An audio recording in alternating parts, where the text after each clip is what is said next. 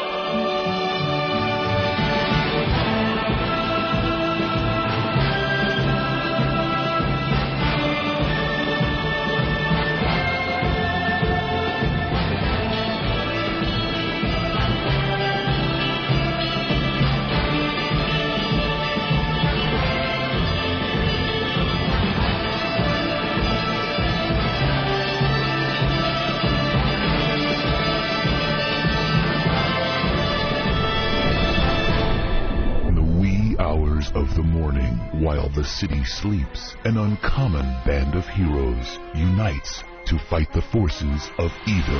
The Opie and Anthony Show. Oh, my sweet Jesus. With Op. I want to be known as notorious. No. Ack. Everyone is always in my way. Oh, you really are deluded. And B-Cup. Kind of fat-breasted and awful. And surrounded by dullards. Ben looks like poorly spliced film. Oh, it's hilarious. Whenever Steve yawns, it looks like the back of the Batmobile and it accelerates. Pocketosis. Eric, you're not going to cry.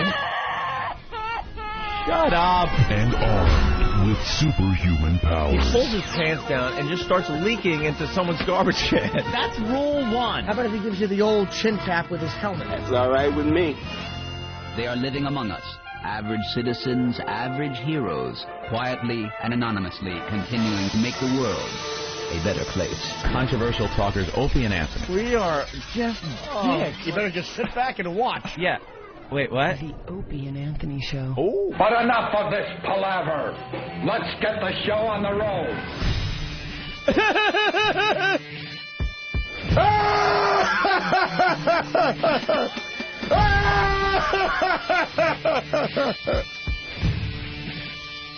Fat, drunk, and stupid is no way to live your life, son. Hello, exactly. Okay, terrific. We look like assholes right now, man.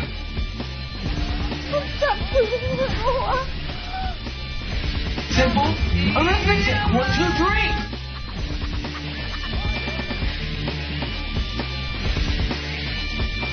Oh dear! Oh dear! You will be molested. Then, as of this moment, they're on double secret probation. God damn it! Are you fucking with me?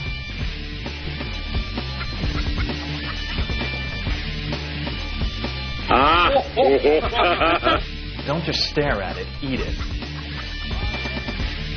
Stupid! You're so stupid! You're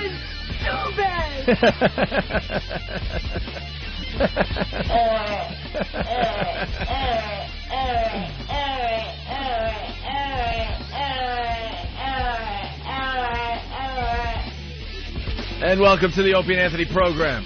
The One virus spreading across America thanks to XM Satellite Radio. Getting more gooder every day, right, Anthony? Oh, that's what I hear. We got huge news, and we couldn't be happier. I must say, I think XM Satellite Radio is starting to see it our way. One of the goals we have been looking for since we got here. Finally. Quite honestly, we let it be known that we didn't want to be on the premium channel from day one. We hated the idea.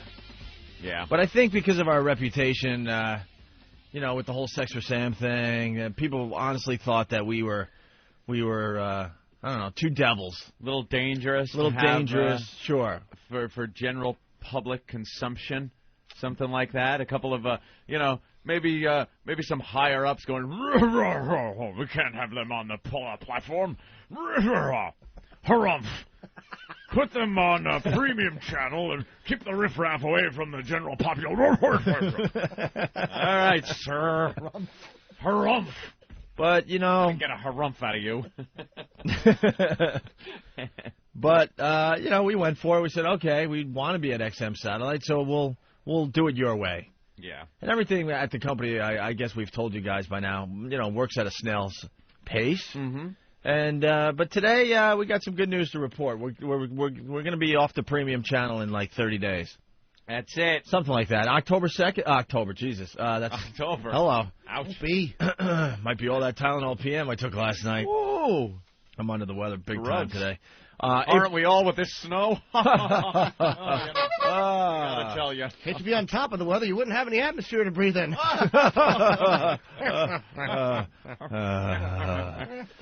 April 2nd, Anthony. April 2nd. April 2nd. April 2nd. This isn't one of our April Fool's jokes, is it? Oh, well, you know how we are. Do you understand we haven't been able to work in April Fool's in 5 or 6 years? Since the famous... I think we've only been on the air one other time since our famous April Fool's prank. Yep. When we told Boston that the mayor of Boston died in a fiery car wreck while on vacation in Florida. Yeah. But, April 2nd we'll be off the premium, and we'll be available for the entire XM platform there. So anybody that has XM that's maybe driving around and maybe they're in between popular songs that they enjoy, they can switch around and all of a sudden just land on us and hear this show with no knowledge of us whatsoever. That should make for some more interesting phone calls that we used to enjoy when we were on regular radio. Yeah, because quite frankly, we're sick of everyone just kissing our asses. Right. Yeah. That's the biggest surprise about going to satellite radio. When we were doing this at WNEW and we were syndicated to, close to 20 cities. Yeah. Of course, when you're available to everybody, someone's going to stumble upon you. You always get that phone call from the soccer mom that happens to be in the car with her kids, and she happened to have her elbow hit the dial, and it changed the channel to us. I was driving, and my young son is in the car, and I stepped on the brake, and I had a prop gun on the dashboard, and it fell onto the radio. I remember that old gag, people? Yeah. Do you remember? Oh, yeah. Yes, very old indeed. And I heard you talking about a boobie. Yeah, so? Now they just kiss our ass. Yeah. We need some of that anger. They're out there. I used to like, guys, shut up and play the music. Could you just shut up and play the music? And when we used to play songs, you get that one all the time. How about this one? Baba Booey, Baba Booey. I got you right.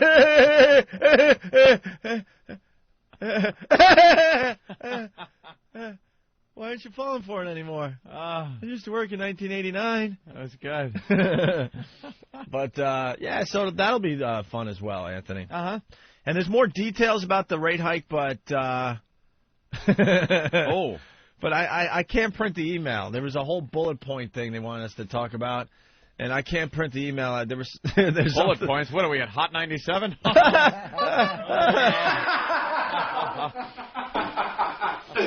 terrific.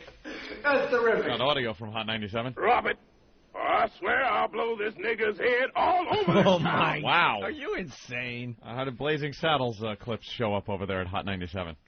Well, a lot of people have questions about this new move for the Opie and Anthony program, and we can't really answer them right now because we don't have that email that we need to have in front of us. So that's all right. Eric, what, the printer's messed up today or something? Or we can't get into our email? We can't get into our corporate email? Is that today's problem? Can't get to the printers. Can't get into the printers. All in one printer. They're on the fritz, huh? On the fritz. But today it's all about being positive, Anthony. This is very exciting for the show. This is what we wanted from day one. More gooder. And I think I got to thank the listeners. They made us quite popular. Mm-hmm. They made us quite popular. Opens us up to millions of people. Isn't that great? Yeah. Now there's no holding back. Yeah. And we'll be able to now turn a lot of people onto XM satellite radio. You watch. Right. You watch. But as far as questions, what this means to you and your current plan that you have, I don't know.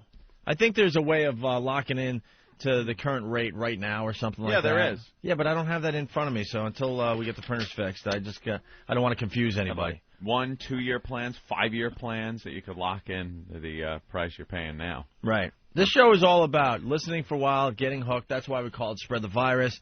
Yep. And it's kind of been a drag because we've had nothing but faithful listeners listening so far. Yeah. And it's hard to go, hey, man, you got to listen to Opie and Anthony.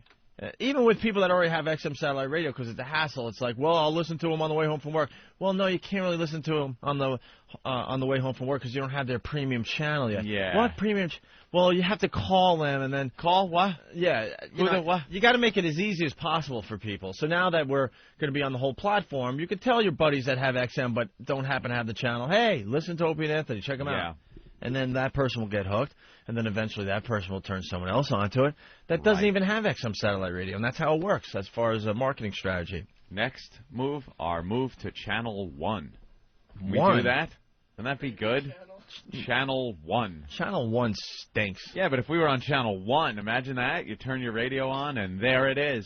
I want to be Channel 1. I want to be Channel 69. I get it. Because we're outrageous. That's a sexual thing. Boy, yeah. That's a sexual thing. You're incorrigible. But we're very, very excited today. We have 30 days left, and then, then we're going to be open for everybody. So that's going to be really cool. Look at some of the confusion on the phone. I know. Like Brian from Huntington. That's just plain confusion. All right, and misconception. Hey, Brian in Huntington, what's up? Hey, guys, what's up? Hey. Hey, Opie, this is your DAB intern, Brian. Oh. Hey, Brian, how are you, buddy? What's going on, man? What's up? So I kind of think this is a dangerous thing for you guys because, now you're off premium. If the FCC comes after satellite, before you could have said, well, if the only people who want to hear this have to pay an extra step, So now, it's not Michael Powell anymore, but the next guy, when they come after you or after XM, that's one less security buffer for you guys. What do you think? Hey, Brian, you interned for me at BAB, right? Yeah. Yeah, and you're not in radio anymore, are you? I'm doing other stuff now. Yeah, obviously. You're a silly boy. You're a very silly boy. My buddy. So there's no FCC and satellite radio connection? I know, not now, but, in the future might. I think when you were at the Viper Bar over the summer, there was some petition to keep the FCC out of satellite. Yeah, so I haven't checked up on it. It would be very hard for the FCC to regulate satellite radio. Very difficult indeed. It's a pay service like cable television. It's a whole different animal than broadcast. And plus, if the FCC it's like the premium wouldn't really help because once you're paying. You can't say to the FCC, all right, well, people are paying twice. Once you're paying, you're paying. It's like cable TV. It's like cable TV. That's it. It's not the public airwaves that have to be protected and used to serve the public interest. This isn't it. It's a pay service that you're getting, you're asking for, and that's it. And if they can't keep nudity off HBO, you know that they'd love to do that. They're not. This is only language. If they can't keep nudity off cable, they're not going to keep language. Yeah, quite frankly, your pals Opie and Anthony and Jim Norton, we're not worried about it at all. Is what it comes down to. Brad, what's up? Hey guys, if I buy a prepaid package for 5 years, what are the chances you guys are going to still be there if you have equipment problems every day like this? Well, I think they heard us loud and clear yesterday because there's a whole team of experts coming up to New York to make sure all the bugs and gremlins are out of the studio. A team. Yeah. Yeah, they took us very seriously yesterday, and that's cool. There was a lot of ass-kissing yesterday after the show. A lot. Yeah, well, let's hope so, because I've been hearing, you guys having problems since day one, so I've been with you ever since the beginning. Nah, we'll be fine, Brad. We're going to be all here right, for a buddy. while. Thanks. We're not going anywhere, brother. I mean, when it comes down to it, this is the better satellite company, simple as that. I mean, we have growing pains and all that, but, we've only been at this for 4 or 5 months, so we've got to give it a little more time. And they are setting all the experts up, and my God, how uncomfortable was it yesterday after the show, all the ass-kissing that went on. Ass kissing? I have a feeling we're doing quite well for the company. I think so. We're doing quite well because I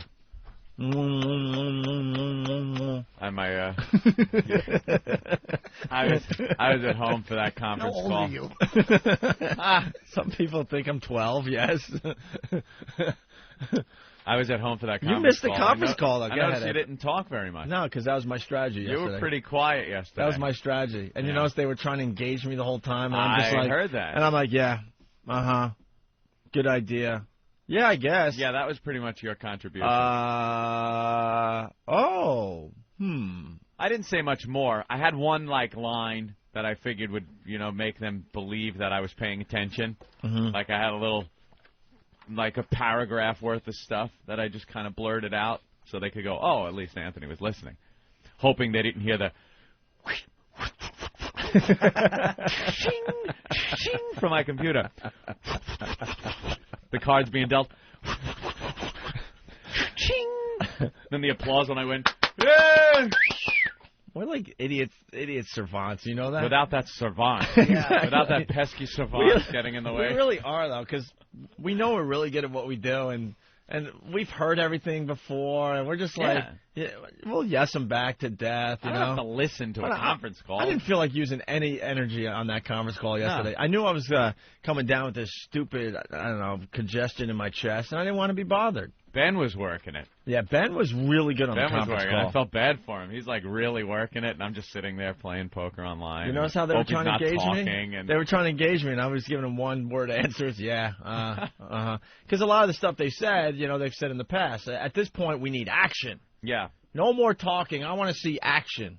Yeah. Because we've heard it all before. Yeah. We've heard it all since we started here. It's time to move forward. Do you think they knew something was amiss when I said, goddamn straight, I had trips? I curse. Will you clean up the show now? No. What? No. Who the what the? No. Uh-oh, that's going to be, I'm sure there'll be a lot of threads on that one on the message board. Oh, they're going off premium. Now they're going to clean up the show. Shut up. Will you still be on webcast? I think so. Yeah, I think that's part of the package now, too. Remember, you used to have to pay extra for the web? So online streaming will be for free? Yeah, you get on there and... Huh? All included. Didn't it used to be $3.99 a month? Yes. So now, all right, so it's fine. Uh-huh. Exactly. Let's see. April 2nd, XM Expanded Basic will include the internet service XM Radio Online, which offers more than 70 channels of XM music and talk programming, previously $3.99 per month. You get that added in now. What is the rate increase? Do they know from $9.99 to what? Do they know? It is going to be $67.50 now. No, kidding, of course. Plus $1 per team on the Major League Baseball. No. We don't want to confuse everyone. Of course not. I guess it's $12.95. $12.95. Okay. $12.95. Well, not to mention the buyback thing. If you already have this, if you have a long extended plan and you join before the second, you get a certain buyback. But if you join after the second, they're not going to give you any kind of refund because then you don't have the premium, original package. And then there's going to be some kind of a Major League Baseball, like a surcharge added onto it. So it's actually going to be pretty simple, but you have online streaming. But if you prepaid... Oh, my God. I'm just being a dick on purpose. XM's also offering existing customers the unique opportunity to lock in the current $9.99 monthly rate with 1-year prepaid plan and deeper discounts for 2, 3, 4, or 5-year prepaid plans until April 2nd. There you go. So hop on that. All right. But they're moving. But it's exciting news for the program. We wanted to be off the premium, and now we're finally going to be off the premium April 2nd. Did you see and we'll be available to everyone that has XM yesterday? satellite radio. Yeah, the stock went up like $4 or something like that. Yeah. What if Chauncey Hayden had an inside line on that one, you fucking idiot? Jackass. Don't say the F word. That's right. They told us we can't be off the that'll be written now. Did you hear Norton said they told him? He whispered. It got through on the mic. It got through. I know he wasn't supposed to say that, but it got through, and he said you're not supposed to curse. You guys, let's say hi to a friend of a friend of the show, Sean Hannity. Sean. Hey, good morning, guys. Mr. Hannity. So that was really you I was IMing last night? Yeah, it was really me. Well, that's the last time I call you friend, by the way. Which friend? Because you were giving me a hard time about it yesterday. Oh, no, because Sean's like, I said to my audience that my friend's Opie Anthony, and he got shit for that. Yeah. We could curse here, Sean. Sorry. A little bit. And then in the IM, I'm like, well, take care of my friend. And he's like, oh, no, man. I'm like, hey, like it or not, we're all friends. We might not completely agree on everything, but you're a stand-up guy. Hey, listen, congratulations, by the way. I'm on XM, but I hadn't gotten, just because I've been lazy, I wanted to hear your show, and I just hadn't gotten the upgrade, so now I don't have to. There you go. Yeah, April 2nd is... by the way, that was stupid anyway, I think. Yeah, we weren't big fans of the premium, believe me. It's kind of nice now being on the whole platform, and anybody that wants to check us out, we're there, available to them. And we got another big announcement, and it's good that Sean Hannity's on the phone with us right now for this one. We're going back to Afternoon Drive in New York City.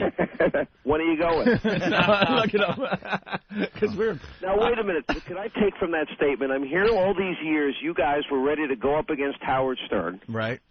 And so Howard is about to leave in January. Yes. And I think the big test for Opie and Anthony is going to be, if you went to Morning Drive in New York, do you carry Howard's number?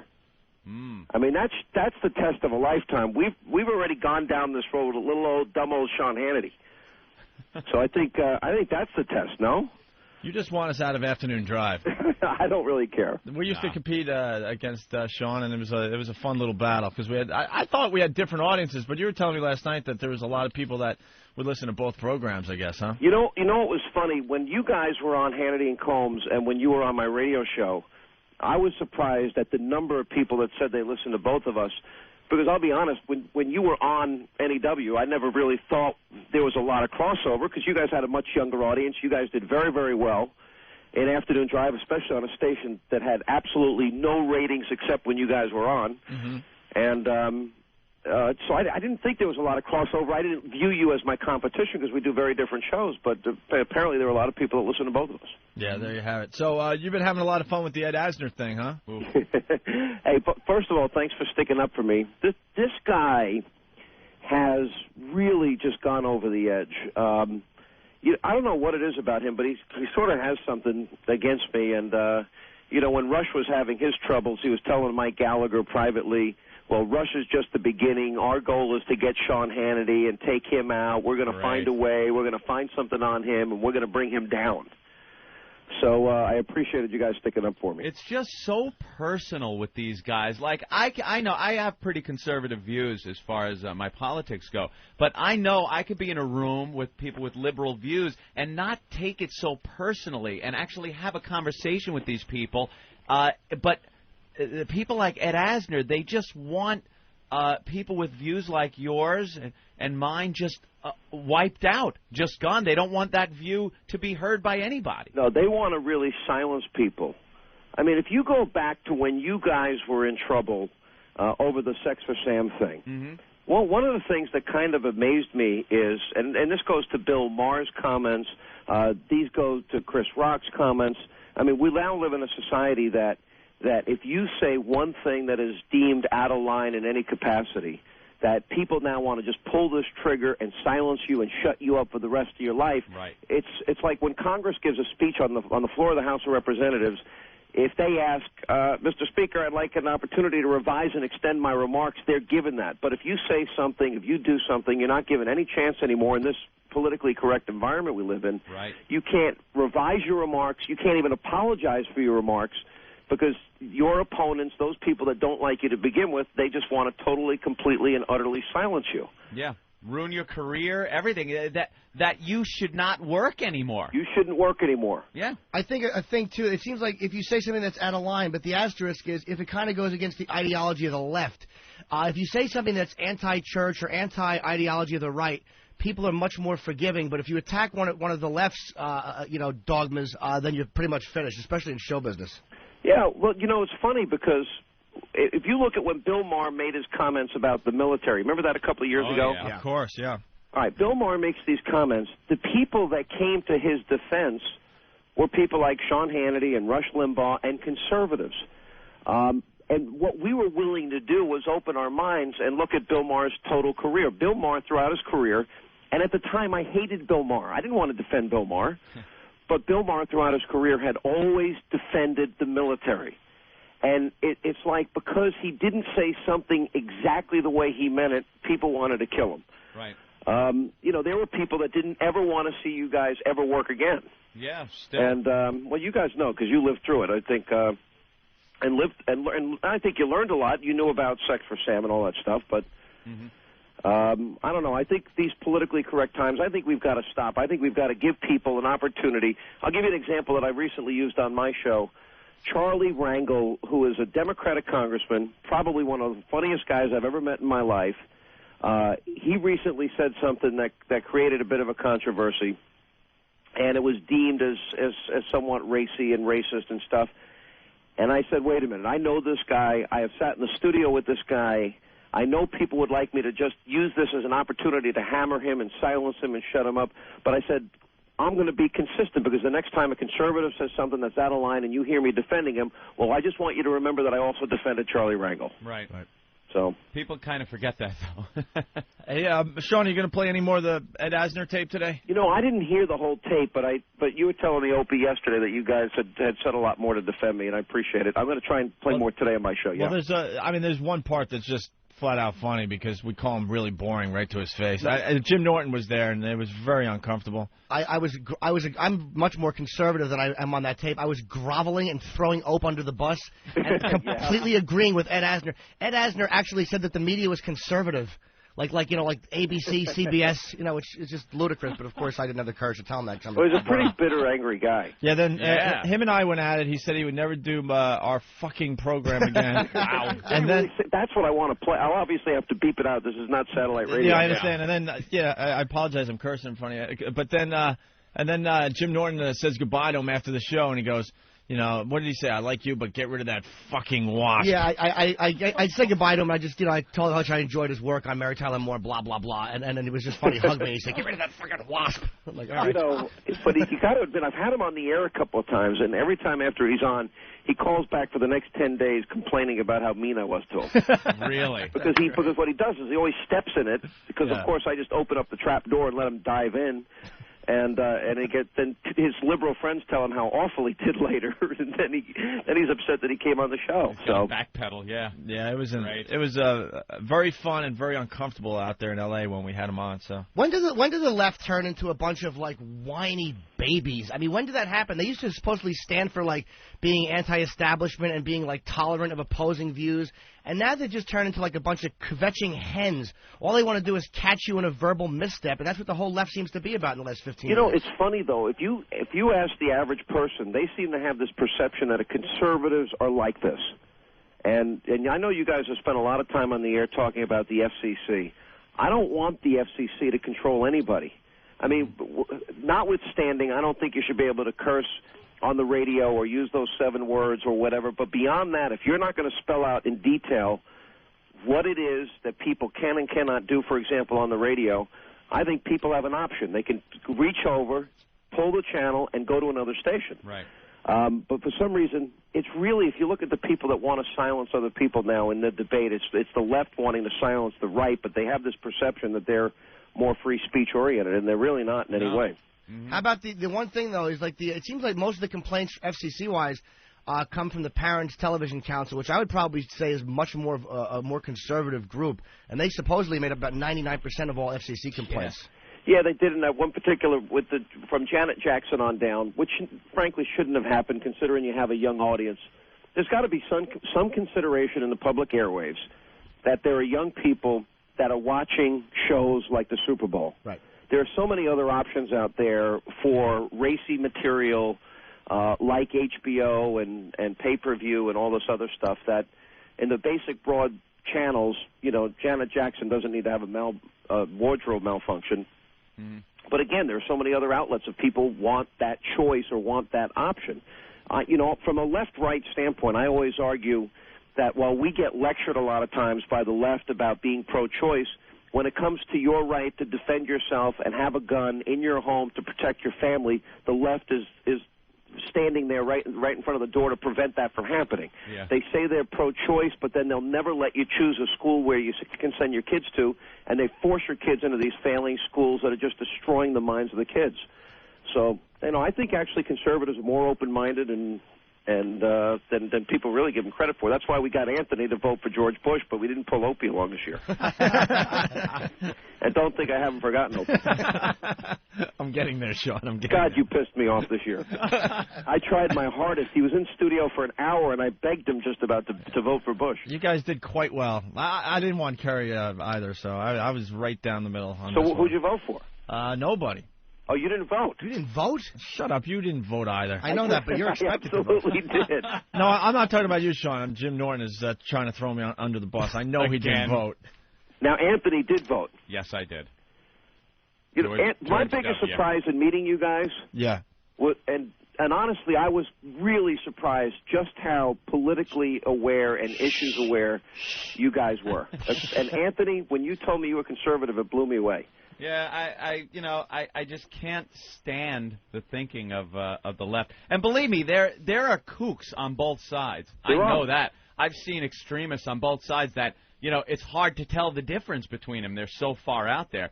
But, I just cannot relate to some of the ideas coming out of the left. Sorry. Listen, we know what I don't understand. This is kind of basic stuff. We first met on September 11th. Right. Because we both had to broadcast from WLIR out of Long Island because we weren't allowed to get into the city that day because the city was shut down. Mm-hmm.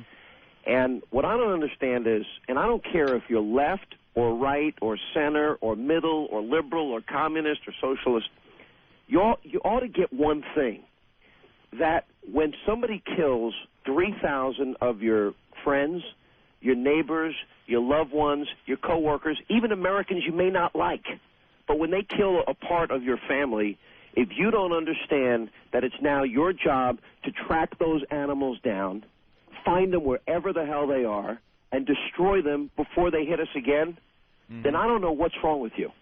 And there are literally people, I think, in this world that don't understand that these people think that there are virgins in heaven awaiting them the minute they kill us, that they get rewarded for this. And I just will never understand the mentality that doesn't understand that we've got to go out there and get those people. Oh, I completely agree with that, Sean. Keep the pressure on them. That's right. So what's the big topic today on the show? I don't know. I just woke up. I took my dog out, and I wanted to make sure I called in.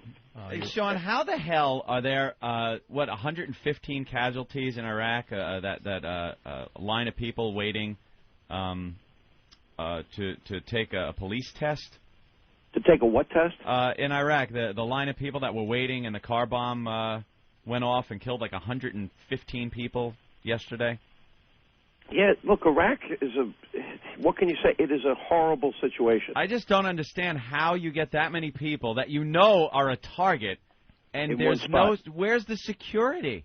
Where's the security that a car can pull up in front of people that, they're they're government workers. They're applying for government jobs, so they are enemies of the insurgents. Why isn't there better security over there? That seems to be the biggest issue. The biggest problem has been the training of the Iraqis in their own defense. Yeah. And it's just become an ongoing problem. With that said, if you look at the Kurds in the north, if you look at the Sunnis in the south, if you look at 90% of the actual landmass of Iraq, it is secure, it's prospering, schools are open again, commerce is working, everything is going pretty well. What you're really dealing with is a small 10% of the landmass population known as the Sunni Triangle, where all of this insurgency is taking place. You have two elements there. You have a stronghold that was left over from the old Ba'athist regime of Saddam, and then you have these insurgents that have basically invaded the country from areas like Iran and Syria and elsewhere. It's a party for them. Yeah. And they're part of Hezbollah and Hamas because they want to fight this battle there because the Americans just happen to be there. Right. So it's just a difficult situation. It's a war. And it's something that the only solution you have is you got to go out there and win it. And at times, I don't think we've been aggressive enough, frankly. Yeah. What do you think is going to happen with just horrible Europe? Are they finally going to step up and do something? It seems like now they want to be part of the reconstruction. No, I think Europe. You've got a pretty unholy alliance between Vladimir Putin, who makes this horrible deal to give the Iranians what ultimately will be the world's undoing, which is nuclear technology. In spite of the president, I think the president should have been stronger with Putin. You have Iran, which is part of the axis of evil. And look at, for example, France and Germany leading up to the conflict in Iraq. It took us to get into Iraq, win the war, to finally discover that the only reason that they wouldn't even enforce their own resolution 1441 was because they had financial interests with Saddam Hussein in Iraq. And this was about billions of dollars for them. This wasn't about any type of principle. I just think, here we paid for their own liberation. They'd be speaking German if it weren't for Americans shedding their blood. But when it comes to the liberation of other people, they were nowhere to be found. It's kind of sad. They're one big happy family over there now with, America as the bad guy. So, they could rally around and all be chums and pals with their spending their euros together. But I think the bottom line is they don't like each other, and they cannot keep the peace over there. Yeah, well, there's been this discussion, and France has led this more than anyone, Jacques Chirac, is that they view the United States as too powerful, so Chirac has been trying to create a coalition among Europe to sort of be the antidote to the powerful United States. I don't think it's ever going to work. Good luck. It seems like a lot of this anti-American sentiment started after the fall of the Soviet Union. Like once that threat of the Russians kicking their faces wasn't there anymore. But you know what's amazing, though? If there was ever a situation where I don't know if there's an analogous situation that were to arise, but if there ever comes an enemy like an Adolf Hitler, if we ever have to battle forces of fascism or Nazism or Imperial Japan, they'd be the first people, crying for U.S. blood to be shed in their defense again. Absolutely. Jesus. So it's kind of pathetic. Kind of. All right. Sean.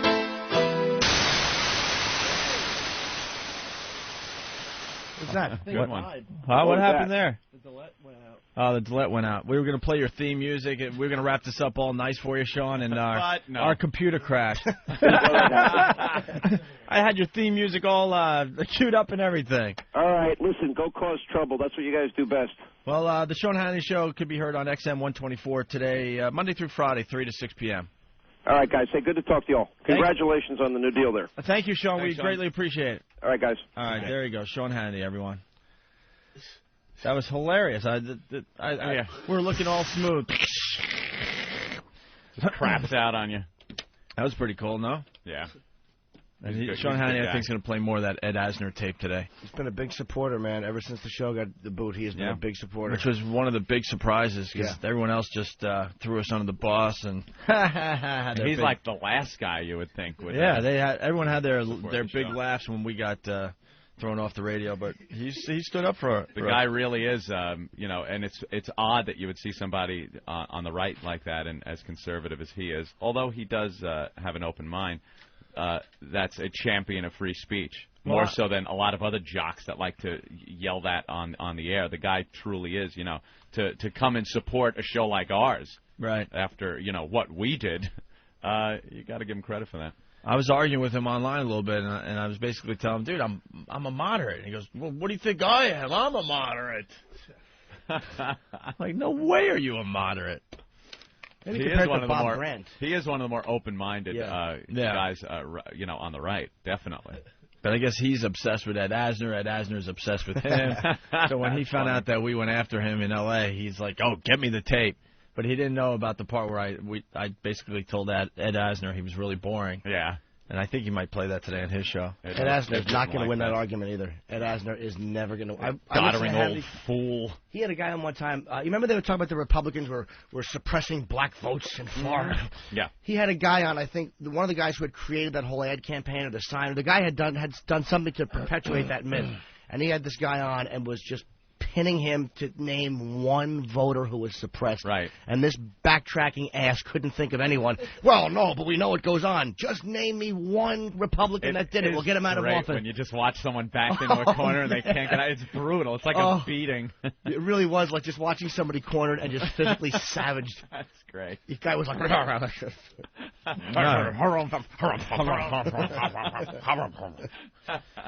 Okay, we'll take our first break, Anthony. Radio. We got lots to get to today, man. We got to talk about this shooting. Bernie Getz is coming in to do the news today, actually, because... Speaking of shootings. What happened, Ben? Well, no, he wants to do start a protest today to save the gates. Well, he better hurry up because they're finally knocking those shower curtains down. I saw pictures in the paper. They're already like in piles. Yeah, they're showing a big bucket of bolts. Nuts and bolts. Bernie, you better get on this. He's a real genius, too. Then he puts on his website, he's coming on XM satellite radio. Doesn't say the show, doesn't say the channel, doesn't say anything. It's on you his troll around a few hundred channels. You might find it. You might luck out and stumble across us. Right.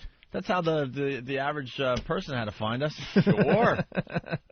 Good old Bernie. All right, well, Anthony, on the way, besides all that fun stuff, we have 13 new Ramon promos from the listeners. 13 from the listeners? 13. Maybe we'll get into that next for a little while. Bless you, Jimmy. Thanks, guys. We had a assault on the media in Philly that went great. Yeah, it really did. If you want to jump ahead, go to foundrymusic.com and opieandanthony.com for the video, but we'll have the audio of that and the story from Hummer Cash.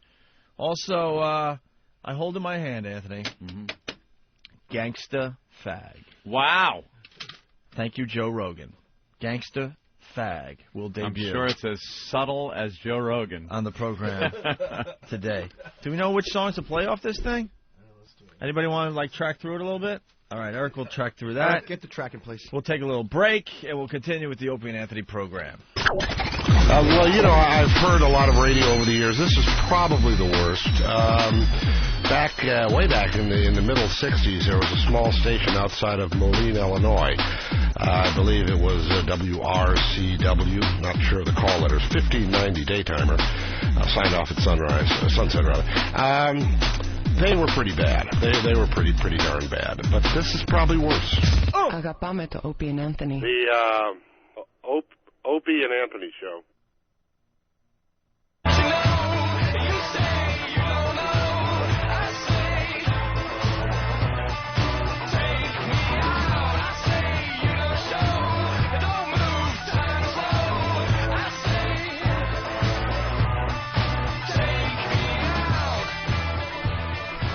Snowy morning in New York City. Yes. Yeah. As you listen to this program somewhere in a warm climate, just openly laugh at us. I'm pretty tired of the snow. Pretty tired of it. Well, March goes in like a lion. It sure has come in like a lion, guys. What? Like a lamb. It'll go out like a lamb, right? Yeah, sure. At least I have heat. How's your heat problem? Finally fixed yesterday. Yeah, I got home and I haven't been home since we left for L.A. Do we even have homes at this point? Don't you have homes? We're pretty much hitting the road every other week now. I mean, we did Washington, New Orleans, and Los Angeles all in February. We already are planning another trip to Washington, I think, next week. We're needed in Washington. Yeah, we're going down there next week for a few days to do the show. I haven't been home in years, it feels like. On the road constantly. Yeah, on the road all the time. So I stayed in town yesterday, and then went home yesterday after the show. No heat. No heat in the house. It was freezing. I called the heat guy, and they said, all right, we'll be there in 1 or 4 hours. Yeah, great. So I sat around in, the ridiculous winter coat I own and wear. And I bundle up. I'm an Eskimo walking to my truck. Your coat is ridiculous, by the way. It's ridiculous. I could climb Everest with it. It's a coat they wear in, like, Buffalo, New York, and Canada. Yeah. And possibly Alaska. Yep, it is. It is ridiculous. It's like a Sub-Zero coat. The hood comes up. The thing zips up. I got a scarf on. I'm completely encased in this thing. And that's what I wore for 4 hours in my living room, sitting there on the computer. Playing poker. Playing a little poker, checking the news out, sure, just, trolling around on the computer.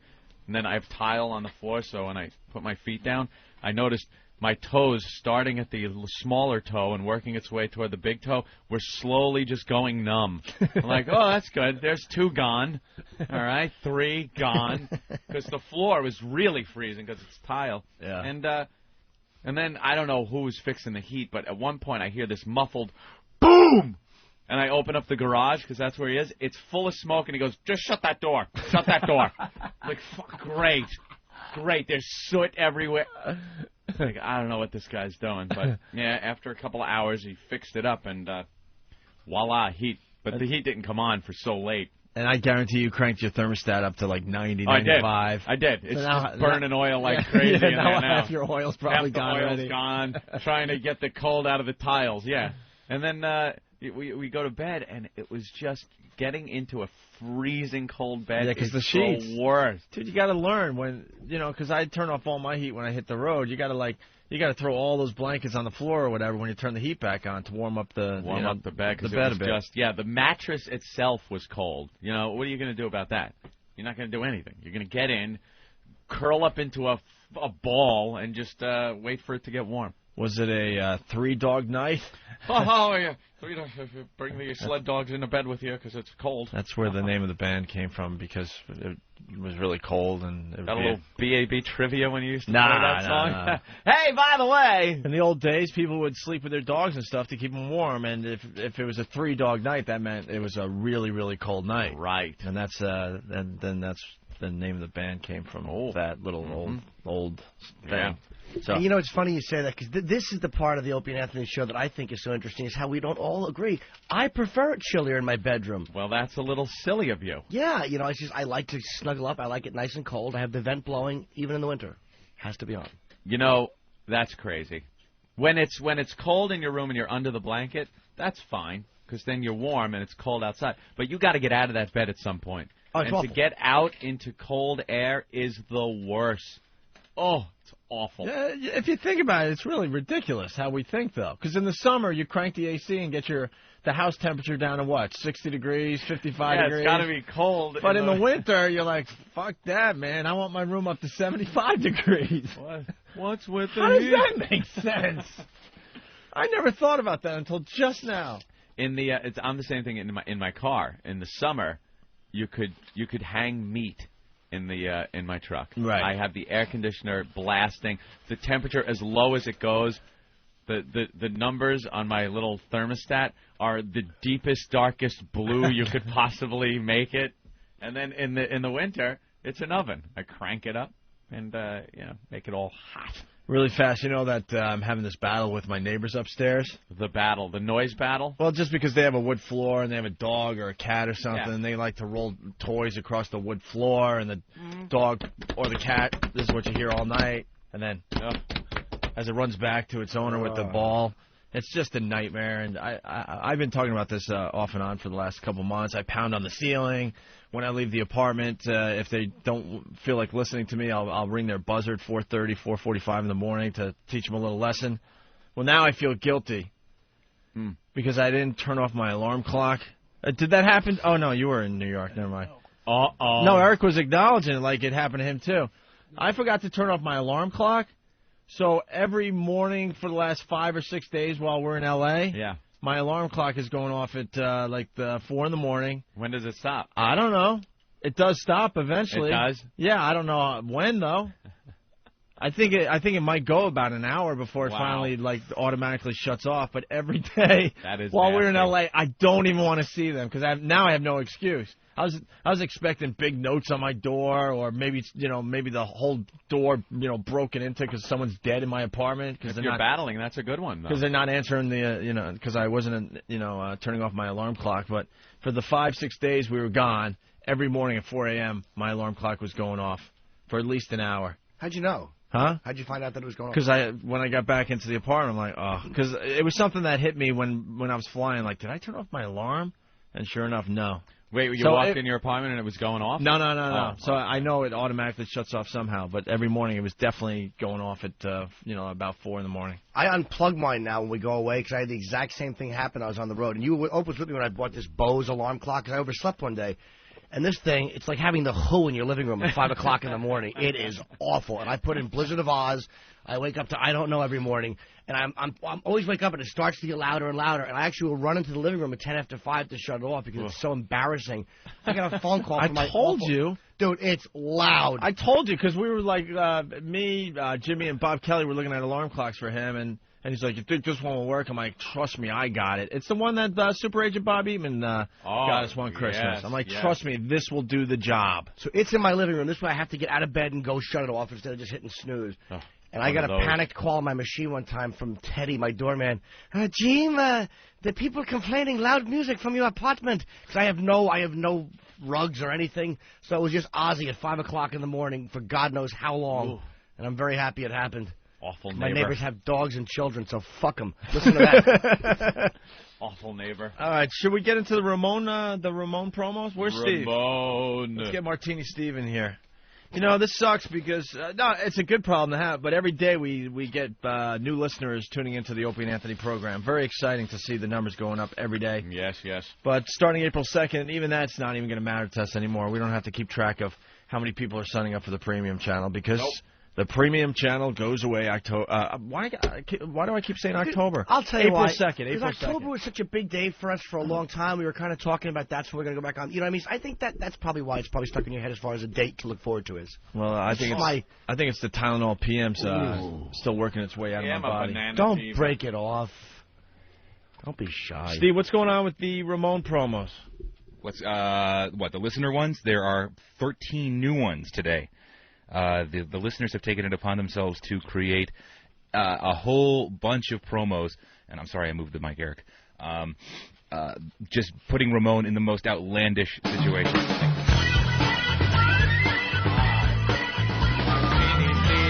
That's right.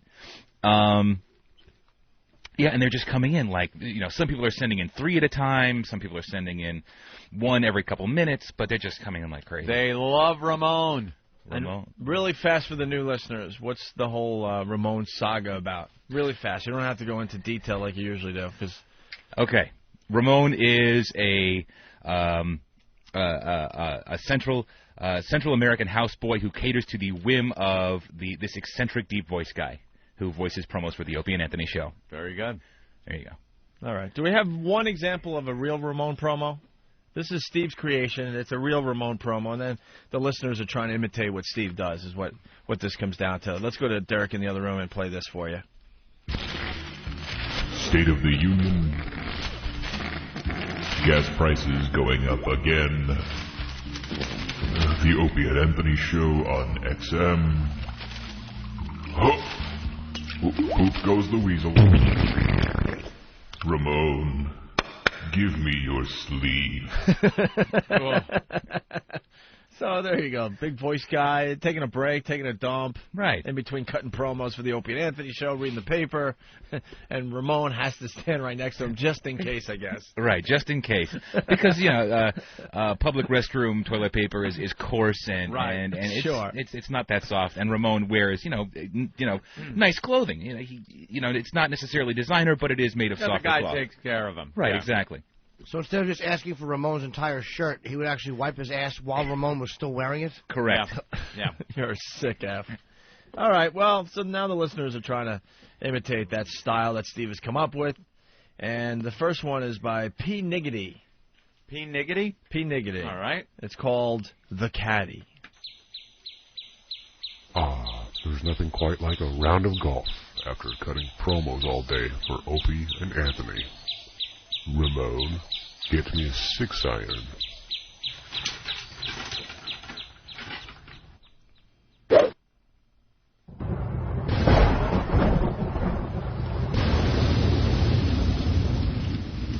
Ramon, wipe my shaft. Yeah. Oh, I get it.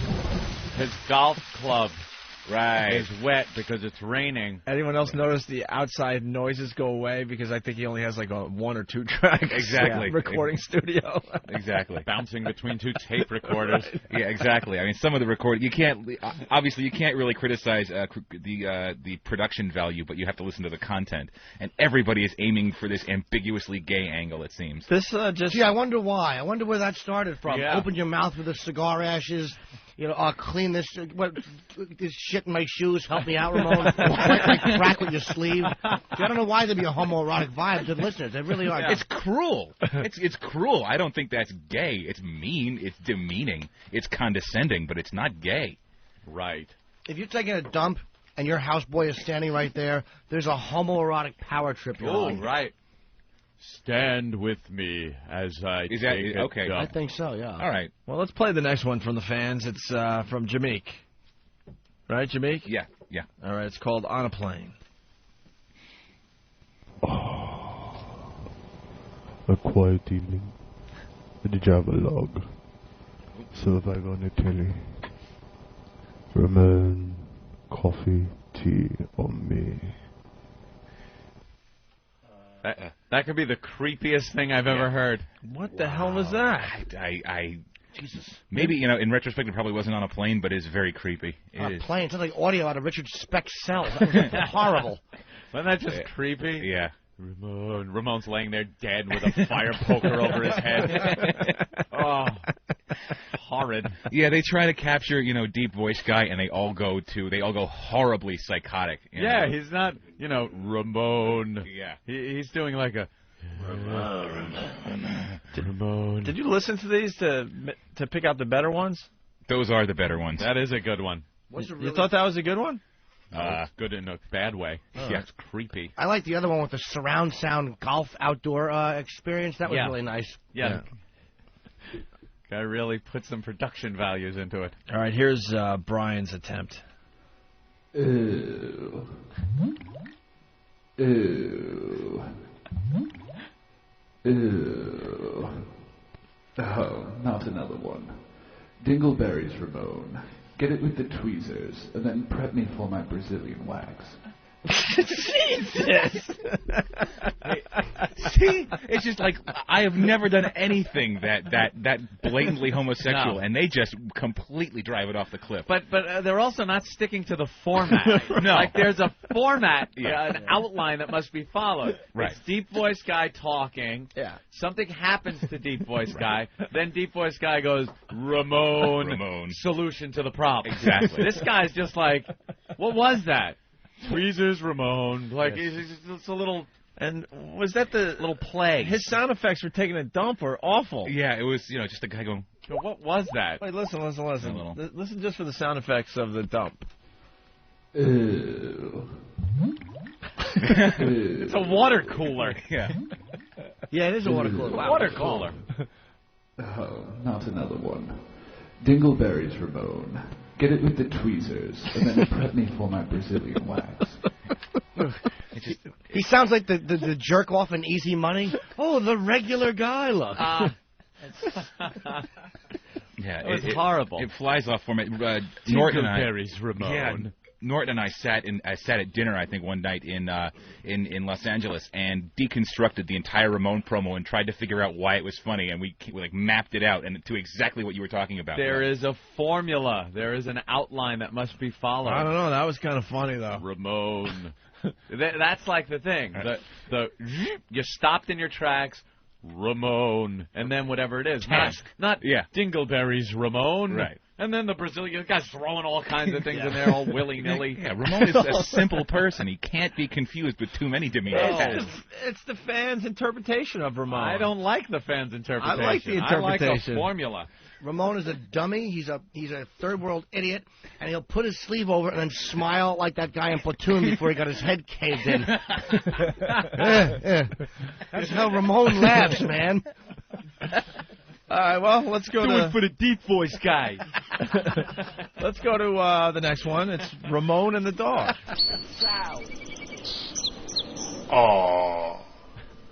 There's nothing like taking a stroll through Central Park. So far, so good, right? The clean air, the peace and quiet.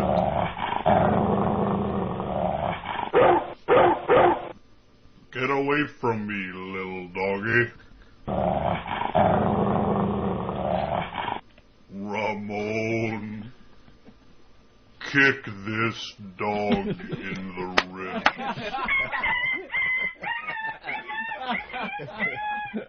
All right, I'll give him that one. Yeah, Ramon could possibly be asked to kick a dog. All right, in the ribs. here's the problem I have with that promo. Well, I'm sure you got a problem. No, with it. It's a little too close to home. I think it followed the formula perfectly. Yes, it did. But we've never heard Ramon actually do the task in Steve's promos.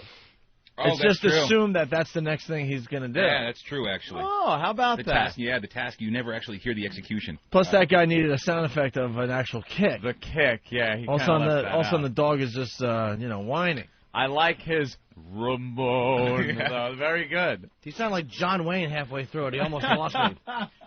Kick that little doggy. Ready for the next one? Sure. It's Ramon and the drill dough. Feeling a little constipated. All this voiceover work's got me bound up. I better call my doctor.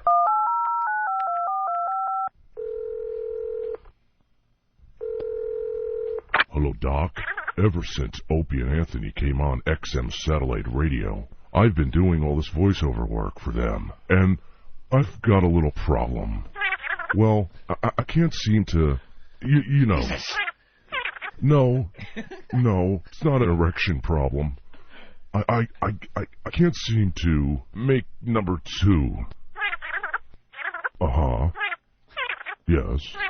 You want to stick what up my ass? Ramon, give me your drill dough. Two things. Left me hanging. I'll tell you what else the guy can't do besides take a shit is edit. Hey, Spielberg. No more 4-hour Ramon promos. Yeah, that was a bit long. And Opie, you can't say, all right, let's do the drill dough one and give away the... Oh, I know. It was just the title. I'm sorry. You're right. Yeah, right. Give away the punchline. Because then we all knew where they were, like it was going to help. I want to go see that new movie with Bruce Willis called He's Dead Through the Whole Thing.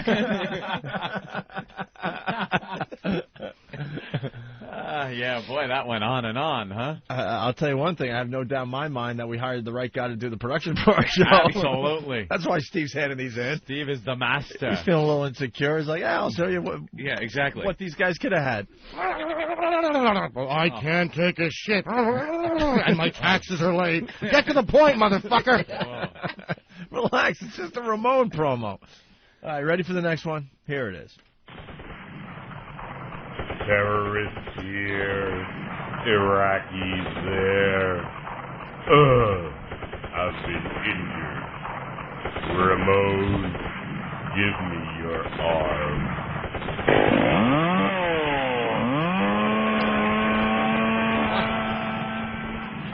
Okay, he was injured in Iraq, right? And he cut off Ramon's arm because his arm was injured with a chainsaw. Well, Ramon cut his own arm off, I think. Ramon cut his own arm off To give to, the big voice guy. Give to the guy. Who's no longer doing promos for the Opie Anthony show. He's fighting in Iraq. I don't think that works very well. No, you don't need a 50-something deep voice guy fighing in Iraq. No, it's why would ineffective. he be there? That's ridiculous. Exactly. And why does he sound like Bela Lugosi in that promo?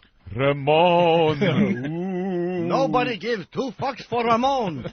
Ramon, let's shoot this fucker. Karloff couldn't give me his sleeve.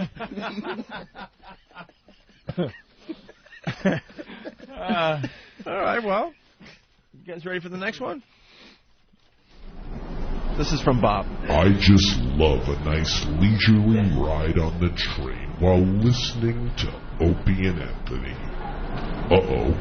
Those menacing-looking young black gentlemen are walking right towards us, Ramon.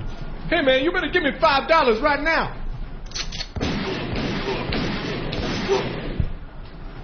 Ramon, call my lawyer. Yeah, there is no payoff there whatsoever. Yeah. And that could have been a good one. Yeah. Could have been a good one, and I think he only used 4 gunshots, too. Yeah. Yep. And he said Ramon in the promo earlier. Right. Yeah, you can't. You don't want to do that. We know who you're with. You don't have to say Ramon and then Ramon. We know who you're with. Right. To just be left when he's ready. Ramon. What's wrong, Ben? Call my lawyer. Huh? Wow. That's funny. out there. Yeah. Wow, imagine Ramon having to get a phone and make a phone call. Ooh, that's wild. By the way, real fast, because Ben's in the studio, Bernie Getz is doing the news today. Yeah. Make sure he talks about the Hot 97 of course. shooting. Oh, yeah. Someone emailed me. It was like, did Bernie get confused and go to the wrong radio station? All right. What time's he coming, Ben? Let's get right into the next one. This is from Hollywood Nova. There's nothing like taking a leisurely walk in the stables, mounting my favorite stallion, and listening to the Opie and Anthony show. What the? It's on my shoe. Ramon, lick it all. That's horrible. He's ripping off Steve's shoe one, kind of like that, bringing the shoe in. I liked how he had Opie and Anthony audio played in the background. That was kind of cool. Yeah. And I like the Ramon. Then you hear him petting the horse going, Dune. I'm not going to race him, though. I'm going to put him out to stud. Ramon, bend over. Steve, comment? Not crazy about that one, but I do like the fact that he put in little subtle nuances, like putting the low Opie and Anthony audio back. That was cool. All right. Here's the next one from VB. Uh-oh, running late for the flight. Ramon, pack my shit. Wait, what? Yeah. What is wrong with this guy? What the hell was going on with that call? Steve, explain. First of all, I understand what he's trying to do. It's another homoerotic one. I'm not, it's he's trying to, do the whole gay thing, but the filter's all wrong. The guy sounds like he's phoning in from a UFO. It doesn't make it really doesn't hold up. I don't even understand what he was. He's running. He's the deep voice guy is obviously on. He's got to take a plane trip somewhere, and he's running late, and he hasn't packed a suitcase. So Ramon's got to pack it for him. Because that's what Ramon does. Uh-huh. And pack my That was shit. a short one. Let me hear that again, because it's just... All right. Nice modern phone. Oh, running late for the flight. Ramon, pack my shit. That is horrible.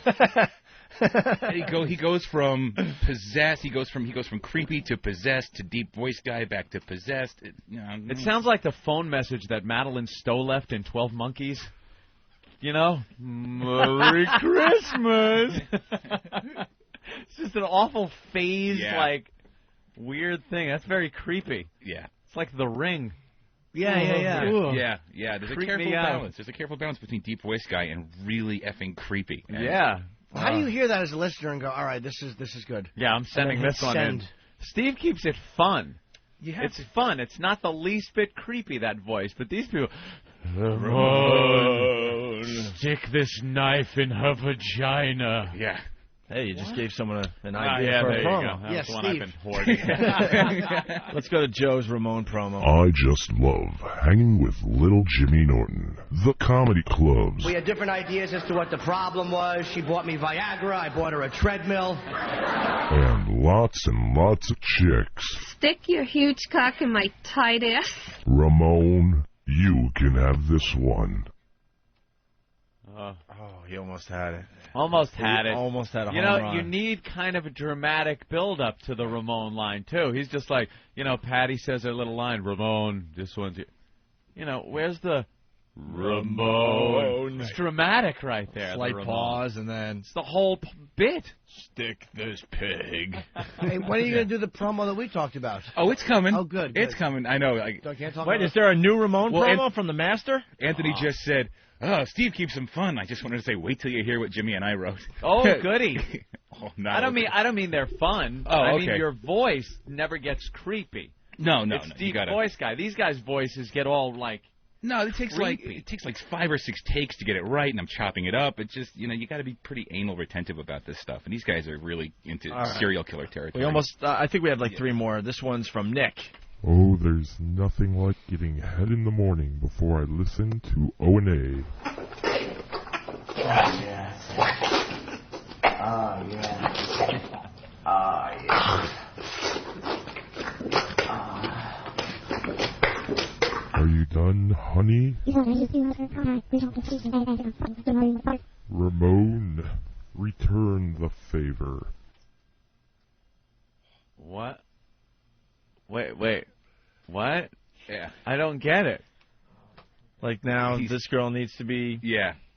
Wait, why would he... Yeah, exactly. But... He can't be inconvenienced. Oh, is that it? He can't be inconvenienced by pleasuring the woman. Right. So he gets a Hummer and then has Ramon reciprocate, which that's not a bad job for Ramon. Yeah. Why is that bad? Exactly. That's not demeaning. Well, it might be bad if Ramon's gay, though. And why does she sound like Twiki from Buck Rogers? Beady, beady, beady. On a side note, I hated Twiki. Oh, who didn't? Hated him. All right, well. Horrible show that was. All right, Anthony, sure, why not? I was more a Battlestar Galactica guy. No, it was. You're right. It was Buck Rogers in the 21st century or 25th. What the hell was it? Beady, beady, beady. Oh, with that. Wasn't it Mel Blanc's Last Hurrah? I think he did that voice. Yeah. What else did Twiki say? Nothing. Twiki stinks. It's a horrible show. All right, ready for the next one? Yes, of course. Ah, yes, after a long day of cutting promos for the Opie and Anthony show, nothing helps me unwind better than a round of anal sex with a young lady of the evening at a house of ill repute. Ramon, please put on my prophylactic. Thank you, Ramon. Here we go, young lady. Hold still. Oh, yes. Oh, yes. Yes. Yes.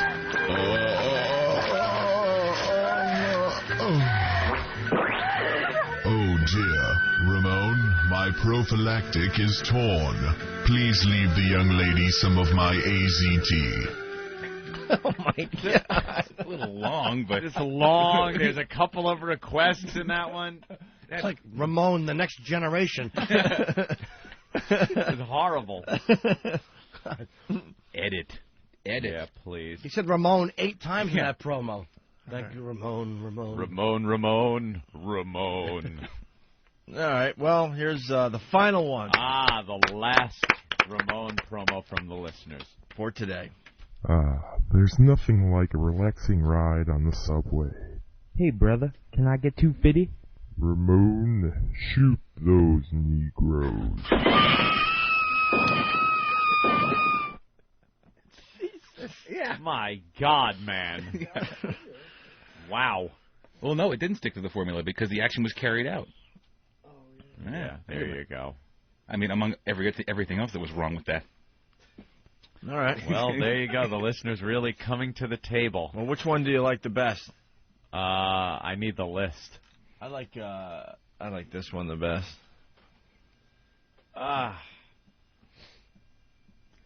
No. They all stink. I like this one the best. Ew. Ew. Ew. Oh, not another one. Dingleberries, Ramon. Get it with the tweezers, and then prep me for my Brazilian wax. No. I like Ramon and the dog. Yeah. Oh, really? Yeah, that one was Jimmy? my favorite of the day when he kicks the dog. Jimmy, which one did you like? Ramon, give me your sleeve. There's nothing like taking a stroll through Central Park. The clean air, the peace and quiet.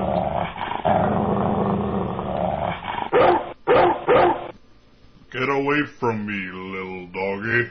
Hey, little doggy. Ramon, kick this dog in the ribs.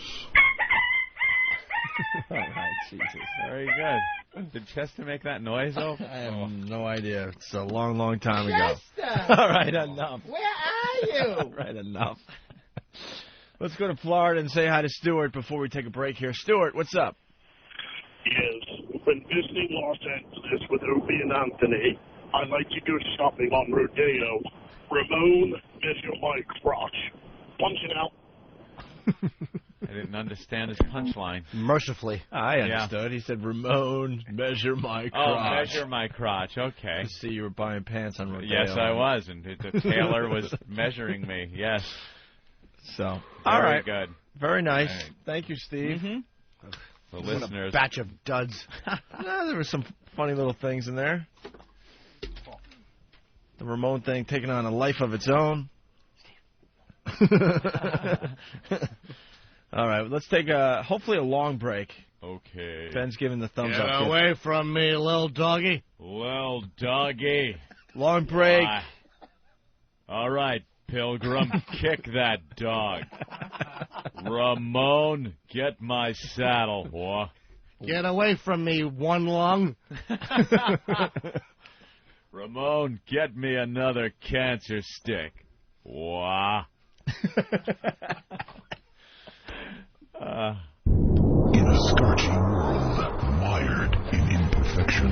What the hell is that? It's a bagel, but for some reason at this place they put it like on the grill. One man It's all about me. will challenge the status quo. They don't have a toaster? That annoys me. Navigating treacherous terrain. There's crap all over it. Like I'm seeing grease. Confronting the unknown. And there's something green on it, which could be a pepper or a booger. It's awful. With a platoon of interns. You sheep. And military precision. Go, go, go! Fix it! The world will witness a revolution. Bagel Diva. Coming soon. Come on. To a bakery near you. Are you kidding? XM202. The Opie and Anthony Show.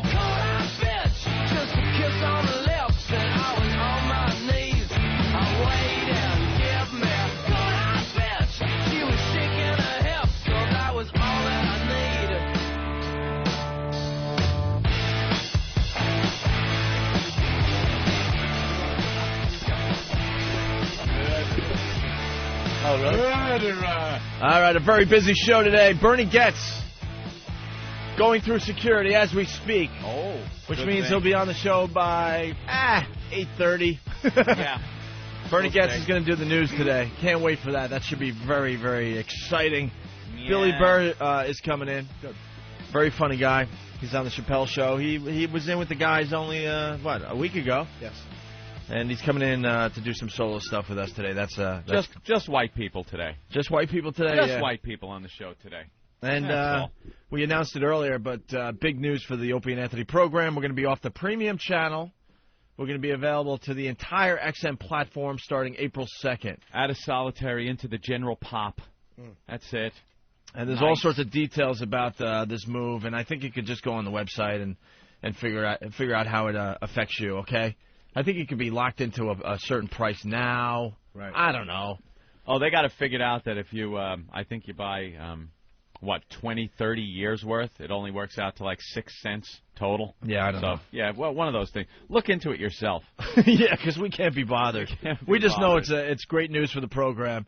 we'll be exposed to a lot more people. And we got to do these Ramon promos now, though, because they won't be allowed on the once we're off premium. There'll be no more Ramon promos. Don't There's tell like them a homoerotic vibe to it. There's a lot of things we can't do anymore once we're off We premium. got to tame the show down, but we don't want everybody finding out. And we're only allowed to curse once a week, I heard. Yeah, but now we can't play a lot of those old songs anymore. It's like, man. Is it true we have to put in a curse request if we want to curse? Yes, you have to email Because us. there's only one a day, so Yeah. each one of us has to decide. Yeah, lawyer lady will decide how many curses a day. Yeah. She'll give us the total soon. Well, no, actually, what Logan said, I don't know if I should be saying this, Yeah. is that all Ramon promos somehow have to revolve around XM functions. Right. To kind of cross-promote. All right. A lot of snow on the Northeast, Anthony. That's right, Opie. All the way from North Carolina all the way up to Maine, I'm assuming. Did Maine get hit, too? I know Boston got hit. It was another nor'easter. Another nor'easter. The news crews went absolutely nuts, and I'm sure in your fine little town you saw the snow reporter out there reporting on how it was going to affect your commute in the morning. Oy vey, look at this snow. That's my neighborhood. I wasn't a newscaster. It was just the guy that lives across the street from me. Where are the plows? You chose to live with the Jews. I know. I like it. It's crime-free. Crime-free areas. You never see Jews with the stocking caps over their head. Break the window. We'll steal the television. Nothing like that. No, they just say things like, sign here. Which is a lot worse. Who are you kidding? Oh, I'm vital to the... I'm essential That to was the war essential. effort. I stink. I'm essential to the war effort. Oh. Anyway, Anthony, we had a assault on the media last night in Philly. Hummercash from whackbag.com did the show proud last night, Anthony. Yes. The guy's an animal. He was an animal. They had this reporter. She was out on the street. You've seen this scene a million times, talking about the snow coming down. The weather. Because we all don't know what snow's about, so we need to be informed. Yeah. We need to be informed that the roads might be a little slippery. We need to be informed that it's going to take a little longer to get home. We need to be informed that there may be some black ice out there. We need to be told that perhaps this snow, if the Earth just stops spinning, this snow could last for days and pile up into feet. But there's only 3 inches on the ground now. Right. They love trying to perpetuate the storm. Yeah, it's moving out of our area, but is another storm moving in to take its place? We'll tell you at 11. Will it wrap back around? Yeah. We'll let you know at 10 o'clock. Some of our weather models have this storm coming back around to our area, which could increase the amount we... No, it's not. It stopped. It's over. And then they go to Move the on. neighborhoods that have, like, water, like ponds and lakes and rivers, and they have to let you know that the water might get a little high. Right. These people already know all that crap. They live in the area. They're aware, and most of them prepare accordingly. Opie, we just got mentioned on the WB11 news in New York. XM Radio raising their rates and offering talk channel, offering more channels, and they mentioned the shock jocks, Opie and Anthony, were one of the channels that will now be included. Yeah, we're going to be all over the news today. Ooh, shock jock. We don't have audio of that? Maybe we will. You never know. So, anyway, this reporter was out in Philly doing exactly what we just described, and all of a sudden Hummercash comes running into the frame with an Opie and Anthony. I don't know what it was because it didn't really get on TV. I mean, you could see really fast Opie and Anthony, I think. The video's up on FoundryMusic.com. Yeah, the camera guy was pretty sly with it. He did not want on camera. He was well prepared, and OpieandAnthony.com has the video as well. But basically, you see someone running in front of her with this sign. I think you kind of make out the XM real fast. Yeah. But clear as day, he's yelling, Opie and Anthony on XM Satellite Radio. Opie and Anthony on XM Satellite Radio. The camera guy just pans down to the snow. Yeah. Because he doesn't want the sign on the live newscast. The reporter, they go back to her. She's just disgusted. Pissed.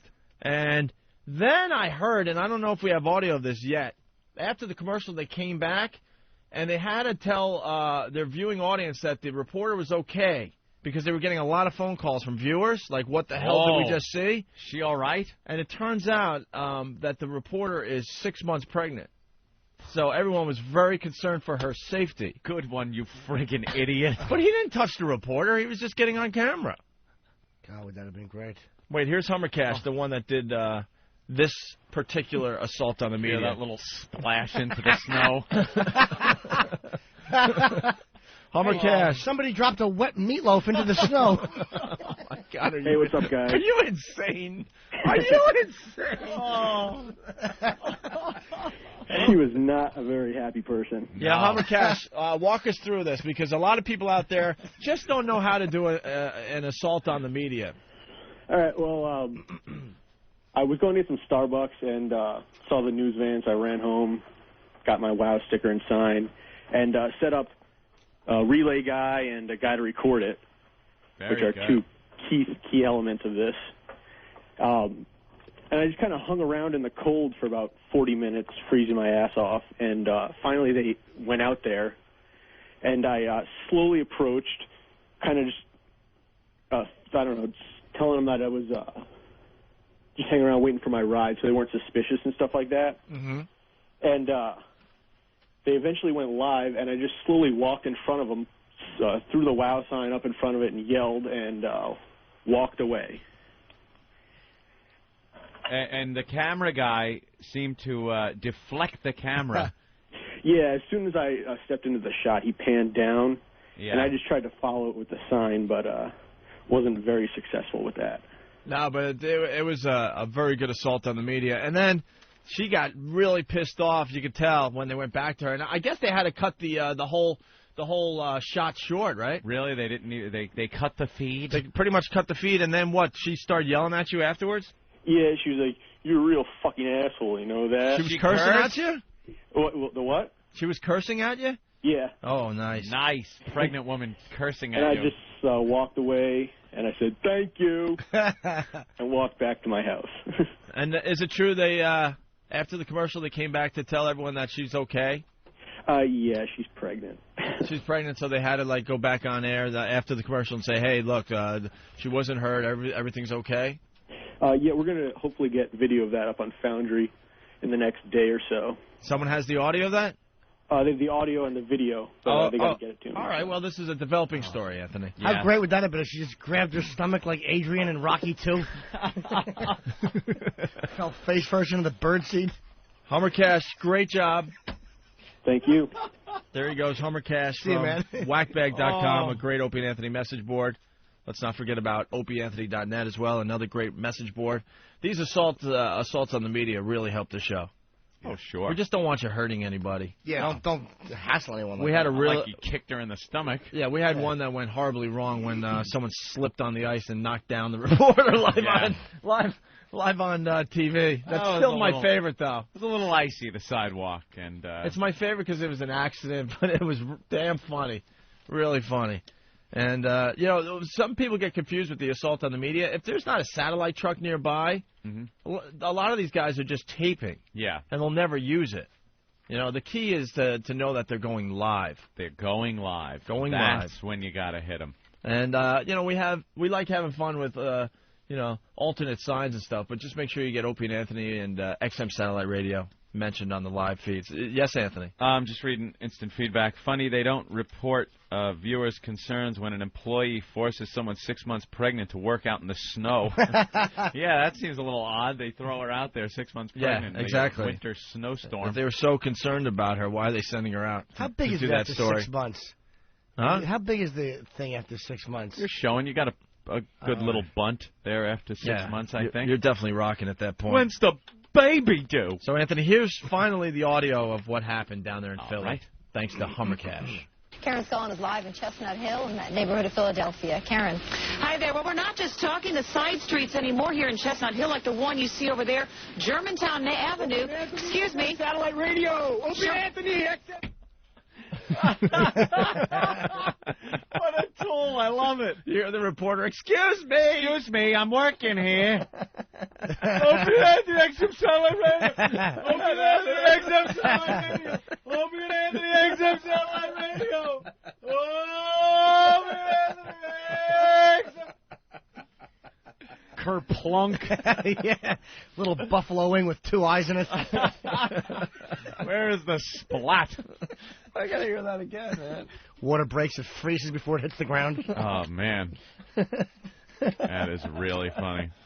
Yeah, the video's pretty good, too. FoundryMusic.com and OpieAndAnthony.com, but here's the audio again. Karen Scullin is live in Chestnut Hill in that neighborhood of Philadelphia. Karen. Hi there. Well, we're not just talking the side streets anymore here in Chestnut Hill like the one you see over there, Germantown Avenue. Excuse me. Satellite radio. Opie Anthony. Cut off. Some director just going, cut it. Just oh my cut God. it. We can't have this on the air. Cut it. Oh, that's great. Oh, my water broke. Oh, wow. DJ and NJ. DJ. Yeah, DJ Mike D's over here in Jersey. Listen, I got one for you guys. Yeah. Blizzard conditions last night, right? They showed this awesome wreck, car in the fucking wall all smacked up. The reporters got the balls to say to the guy, what do you think causing the accidents out here last night? Oh, yeah. Great, man. They get really dumb and stupid when it snows on TV. Oh, it was awesome. I was like, dying to call you guys last night, but I had to wait till this morning. It was my whole day, and I got to talk to you guys back on the air. Cool. DJ Mike D's in effect. Peace. All right. Thank you, DJ. Just getting his little plug in. Yeah. Is Bernie Getz almost ready for the news?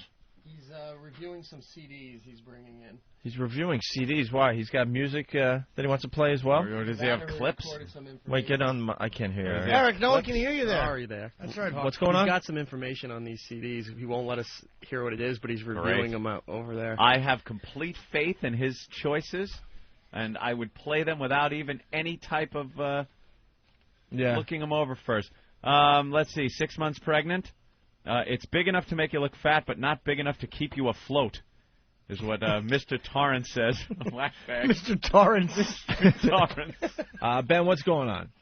First of all, Bernie doesn't like you. He wants you tied up because he said you made fun of him last time he was here. So he's in with Steve. He brought Right Said Fred, I'm Too Sexy for some reason. And he's having Steve listen to it, make sure it doesn't skip. So, and he's got all his new stories. Sexy? Is he going to play for Darryl Caby? I'm too sexy for these new sneakers. He's just yapping away like he always does. I can't wait for him to do the news. Can you pull that mic over there, Ben, so Bernie can sit? Yeah, it works when you're moving around. It does. Ben. We fixed it. We fixed it. No, all right. It's cool. Hey, did we have the audio of Chris Rock and what he said about Tim Robbins? I think so. And where's this picture?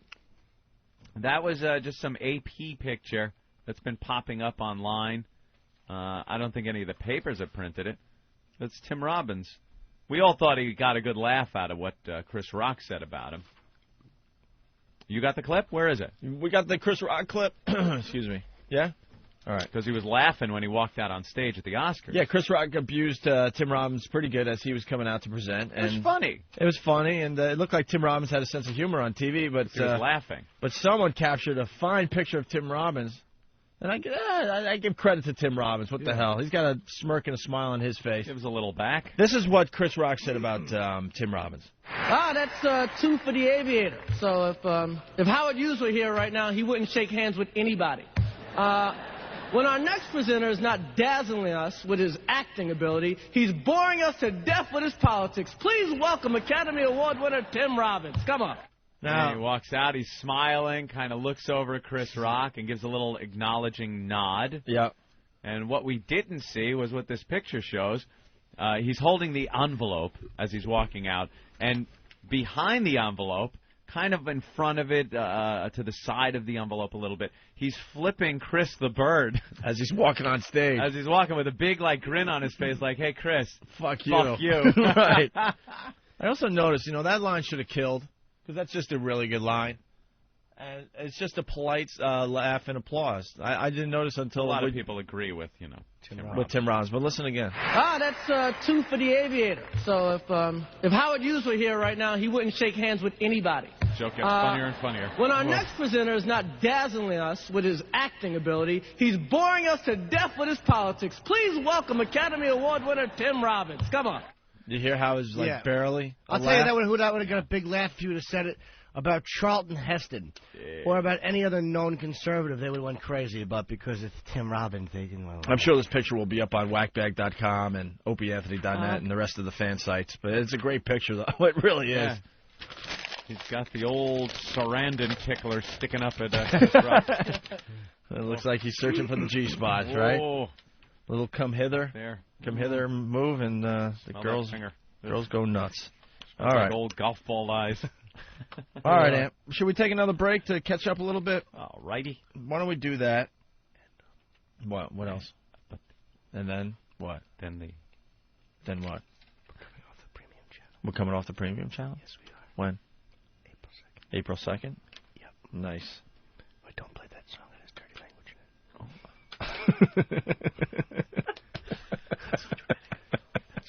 in it.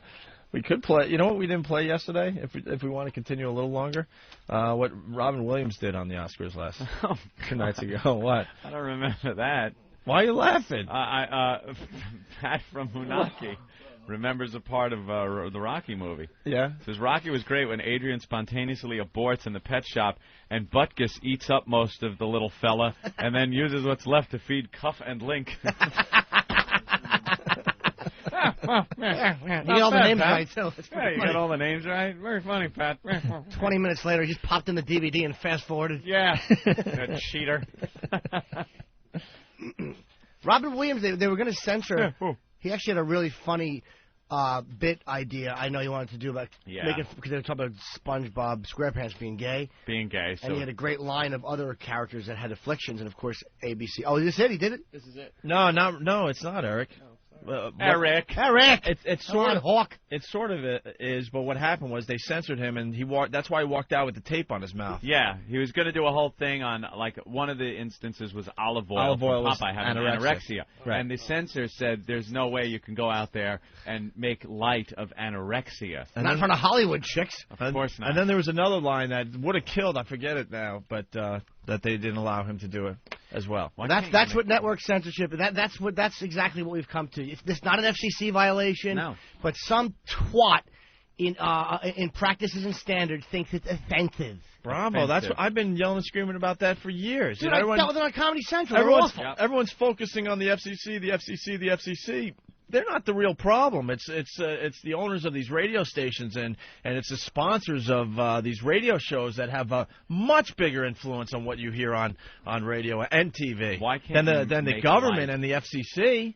Why can't you make light of anorexia? Of course, it's a ridiculous affliction that you should be able to make light of it. And the point he's making is, do people have to be explained that the point of the joke is how ludicrous it is to assume that this sexual orientation thing is what this cartoon character was about? It's just to have to explain that. They don't care what the content of the humor is. They don't care. But there's just some business suit wearing twat in practice and standards. They're just the worst people. They're the absolute worst people. You know what kind of complaints we'll get? Yeah, exactly. Oh, the letters will come in, the calls. Please. Could you for once stand up for the artist, you fucks?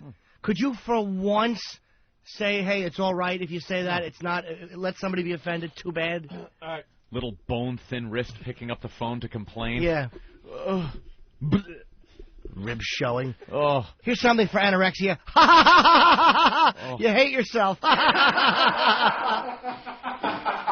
That's terrific. That's right. That's terrific. Those creaking pony knees walking over to the phone to complain. Your stupid rotted out teeth because the bile always rushes past them.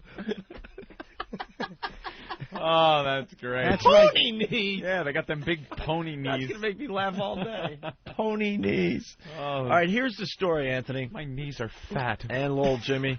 Eric found this online. Robin Williams censored tonight at the Oscars. ABC has refused to let him sing a cartoon ditty that made fun of Reverend James Dobson and his SpongeBob SquarePants criticism. Then Then it refused his proposed changes. Here's what happened. Overnight, Mr. Shaman and his partner Scott Whitman dashed off a mock expose of the dark underbelly of Cartoonland for Mr. Williams to deliver over a gospel music groove as if he were a full-throated preacher inveighing against other newly discovered sinners in the nation's midst. Thank God they censored this so he didn't do that. To see him yelling like a preacher. But I believe here's some of the lines that you did not hear as Robin Williams was doing this the other night at the Oscars. Pinocchio's had his nose done. Sleeping Beauty is popping pills. The Three Little Pigs ain't kosher. Betty Boop works Beverly Hills. Huh? Why can't you say that? I don't know. Maybe scrap the whole song, but why can't you say that? The producer of the Oscars telecast, Gil Cates, urged Mr. Shaman to make the bit less political. Mr. Shaman said, so he quickly removed any reference to Mr. Dobson's protest and turned Mr. Williams into a fabulous, lisping character dishing up the latest juicy gossip. Oh, that character. Fred Flintstone is dyslexic. Jessica Rabbit is really a man. Olive Oil is really anorexic. And Casper is in the Ku Klux Klan. Oh, there you go. This is what was broadcast. Animation means to breathe life into something. Yes. Oh. Experts use their magic to create the image of something that is vibrant and alive. Men know it better as Viagra. There's Clint going, not me. It is the opposite of Botox. Animated characters are becoming more and more expressive and animated and alive, unlike Joan Rivers. And many of the women in Beverly Hills who have that expression of constant surprise. And you say to them, they go, what are these lumps under my eyes? I go, those are your nipples, madam. Also, stop it! They tell me now that SpongeBob is gay. SquarePants is not gay. Tight pants, maybe. Shut up! SpongeBob hot pants, you go, girl. Shut up! Stop it! What about Donald Duck? Little sailor top, no pants. Hello? Stop whining. Chip and Dale. Two male monkeys sharing a trunk and coveting nuts. Hello? What? Bugs Bunny in more dresses than J. Edgar Hoover at Mardi Gras. Hello? J. Edgar Hoover joke. What are we talking about? And also part of animation is voices. His hat's bigger than Lincoln's. Marty Scorsese plays a blowfish. It's really good. It's a good blowfish. You know, it's a great blowfish. Bob De Niro was a shark. Not a big stretch. I was good. I'm good. What? Brando could have been Elmer Fudd. He would have been amazing. Be very, very quiet. Quiet. I'm hunting rabbit. Quiet. And Elmer Fudd could have been a streetcar named Desire. Stella. But the guy who I want to see do a voice, I want to see Jack Nicholson as Bugs Bunny going, hello, doctor. What's up? Nice piece of tail, Trixie. Why is that getting huge laughs? He's killing. All he said was Stella. He's killing. He doesn't do voices. Because you're Hollywood, you sit there and you have to laugh at Robin Williams. It doesn't matter what comes out of this guy's mouth. You have to laugh. Because he's such a genius. If you're not laughing, you're stupid. So all they sit there in that friggin' room looking at Robin Williams, looking at each other and going, I'm laughing. Are you? You got to laugh or you're stupid. God, that is awful stuff. It is not funny. That guy is the most consistently unfun son of a bitch ever. The first part of it was kind of funny, and then it just died at the end when he was trying to do voices. He doesn't do voices. Yeah, he has no impressions. And then the lines obviously weren't clever. He just said Stella and hello, Doc, or whatever he said. Viagra joke, Hoover in a dress.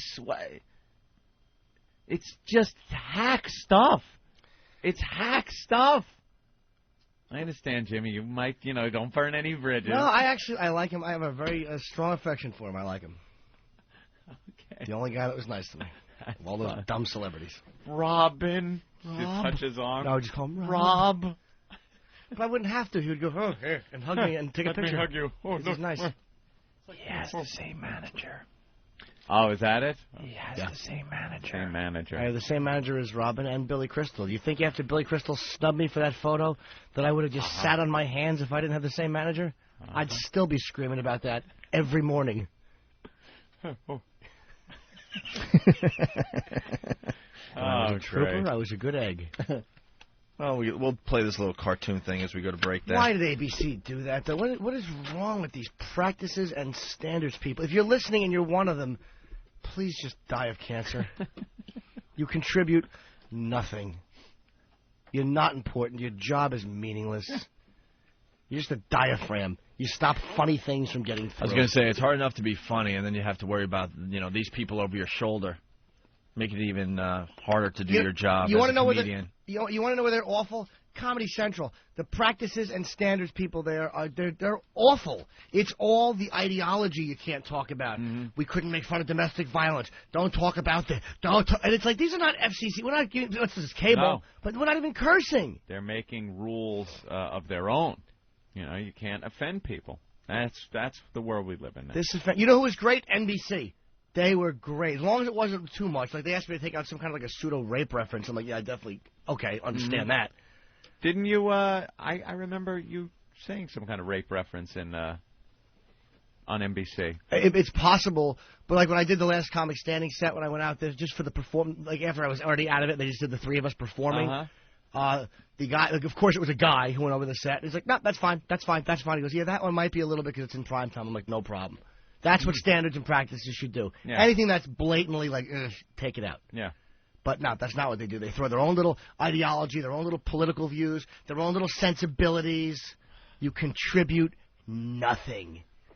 You can't cut the mustard as an executive, and you're not gifted up to be an entertainer. So you just stick your fucking housewife face in there and spoil everything. You and your slip, wearing a slip.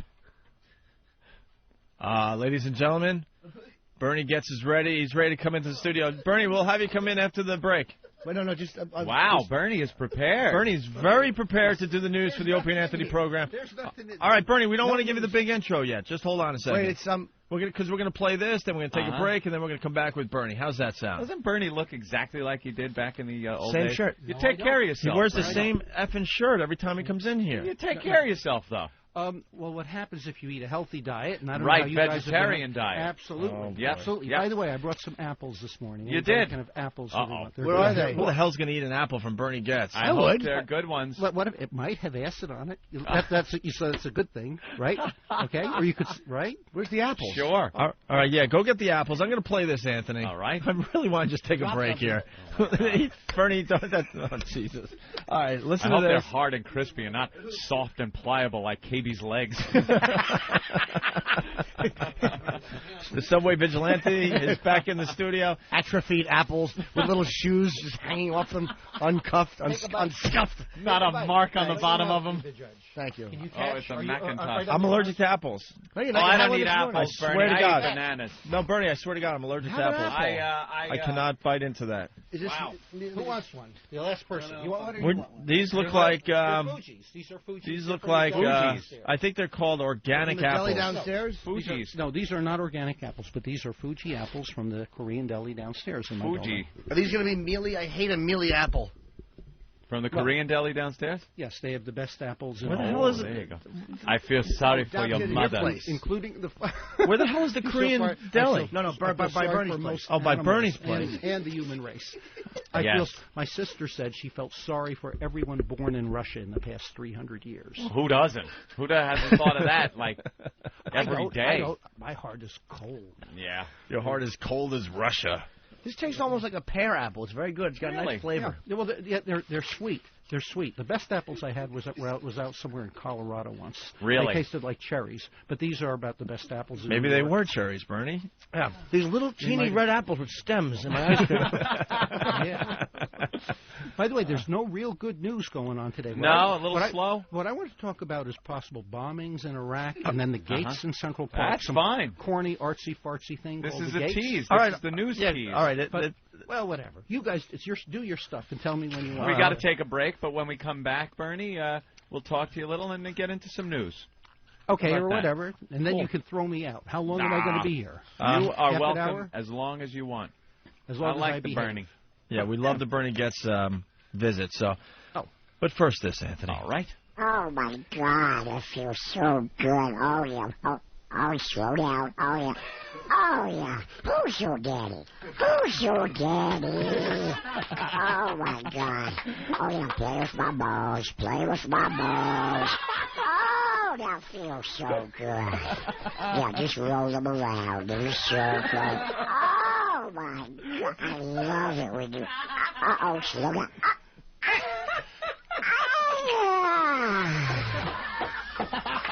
Don't move. I'll go get you a towel.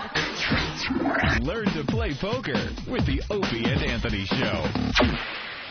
No. Oh, God. He spilled my chips. I'm sorry, sir. Okay.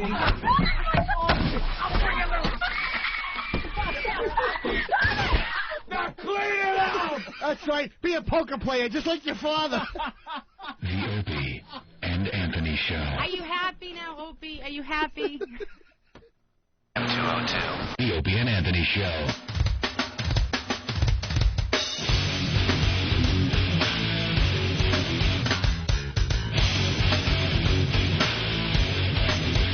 And we're back with the Opie and Anthony program. In studio, Bernie Getz, the subway vigilante. Shot 5 poor black guys on the subway. 5? 4. 4. Oh, 4. Oh, then that did make sense in that promo. Sure. Yeah, but the guy had 5 guys coming at that particular person. Yeah. And then shot 4. No, it was 4 guys. He did say 4 in that promo? No, I'm talking about the Ramon promo, because that's what confused me before. Yeah. Never mind. It's too complicated now. It's a group. It doesn't matter how many there are. What you do is, if there's a group, you get as many as you can as quickly as you can, and you. To Bernie, it was one entity walking up to him. Yeah, because they weren't human in his eyes. Well, they were just a mass of black heading toward him. Wait a second. What's the most? A big black cloud. What is the most? You know what? The most dangerous animal on the planet walks on 2 legs. Ah. Right. And lives above a certain street. Lives above 100th Street, Bernie? Jesus. No. I thought you meant the Tyrannosaurus Rex. No. You ask you didn't give me a time frame. If the other animals could speak on the planet, you ask them what the most dangerous animal is. Really? Do you think the elephants can run at the sight of a person? They can run 1,000 yards away. Many of them. Some might not. Don't you think like a big grouper would say a shark is the most dangerous? For it in its reality. Yeah. Sure. So I don't think every animal would say that 2-legged. Yeah, I think a mouse. Okay, I think a mouse is scared of a cat. The world has land and sea. On land. Okay, you're right. The sea is not our domain. Yeah. But on land, what is the most dangerous? You think animal? a zebra in the Serengeti thinks, yeah, man's really kicking my ass, instead of that lion that's sinking its teeth into its throat? The animals in nature, most of them are afraid of everything. Well, everything. That's true. How about aphids? They're afraid of ladybugs. Really? Yes. Fly away home. Ladybugs eat them. Yeah. Oh, how about that? Speaking of fear. And squirrels are scared of Bernie's fingers. Well, but and anybody's fingers. In terms of fear, they're trying to play a fear game in Iraq. And I want to talk about Iraq. Hold on, Bernie. This is the news segment. Yeah, this is the get-to-know portion of the show. Yeah, okay. We like reintroducing you to our listeners every time you come in. Okay. Kind of nice, And... Yeah, okay. Opie gave him the big intro that it's the subway vigilante. You might remember back what year? 19. That was very end of 84. 84. Anyway, now I think you can change the world not by law and order type of things, but by mankind should generally become vegetarian. Vegetarian. You hold so much to vegetarianism. You believe vegetarianism is a way of not only to change your health and stuff, but actually change the world. It will change the relationship of animals on the planet. You have a relationship with. Well, right now around us, there are no animals around, and they're afraid. Many of them would be a nuisance, but the rest would be afraid of us. You can have a relationship with a machine, with a console, but that's not alive. So your relationships are with real relationships can be with other people and with other animals. Many people have better relationships with animals than people, but it would make the world a kinder, gentler place. Kinder and gentler. He's right, because over in the Middle East, they eat like a lot of hummus, and they eat like all pita bread, and they're very nice to each other over there. Well, those savages haven't eaten a steak in 14 centuries. All they do is bomb each other. No. Bernie, comment? The Middle East...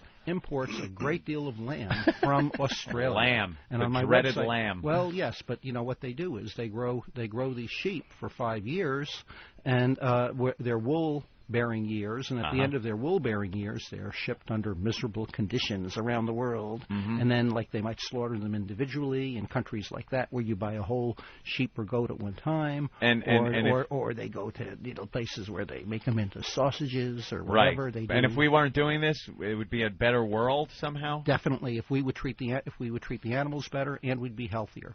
We'd feel better about ourselves. It would save our soul. We would have more respect for ourselves, mankind. I don't know. I kind of like an occasional burger, Bernie. I don't know what to tell you. Taste. There's absolutely right. It might for most people they will never. You're talking sacrifice there. Restraint, yes, restraint. But which would you rather have? Would you rather have a world with more love in it, or would you rather have something? Let me think. Love.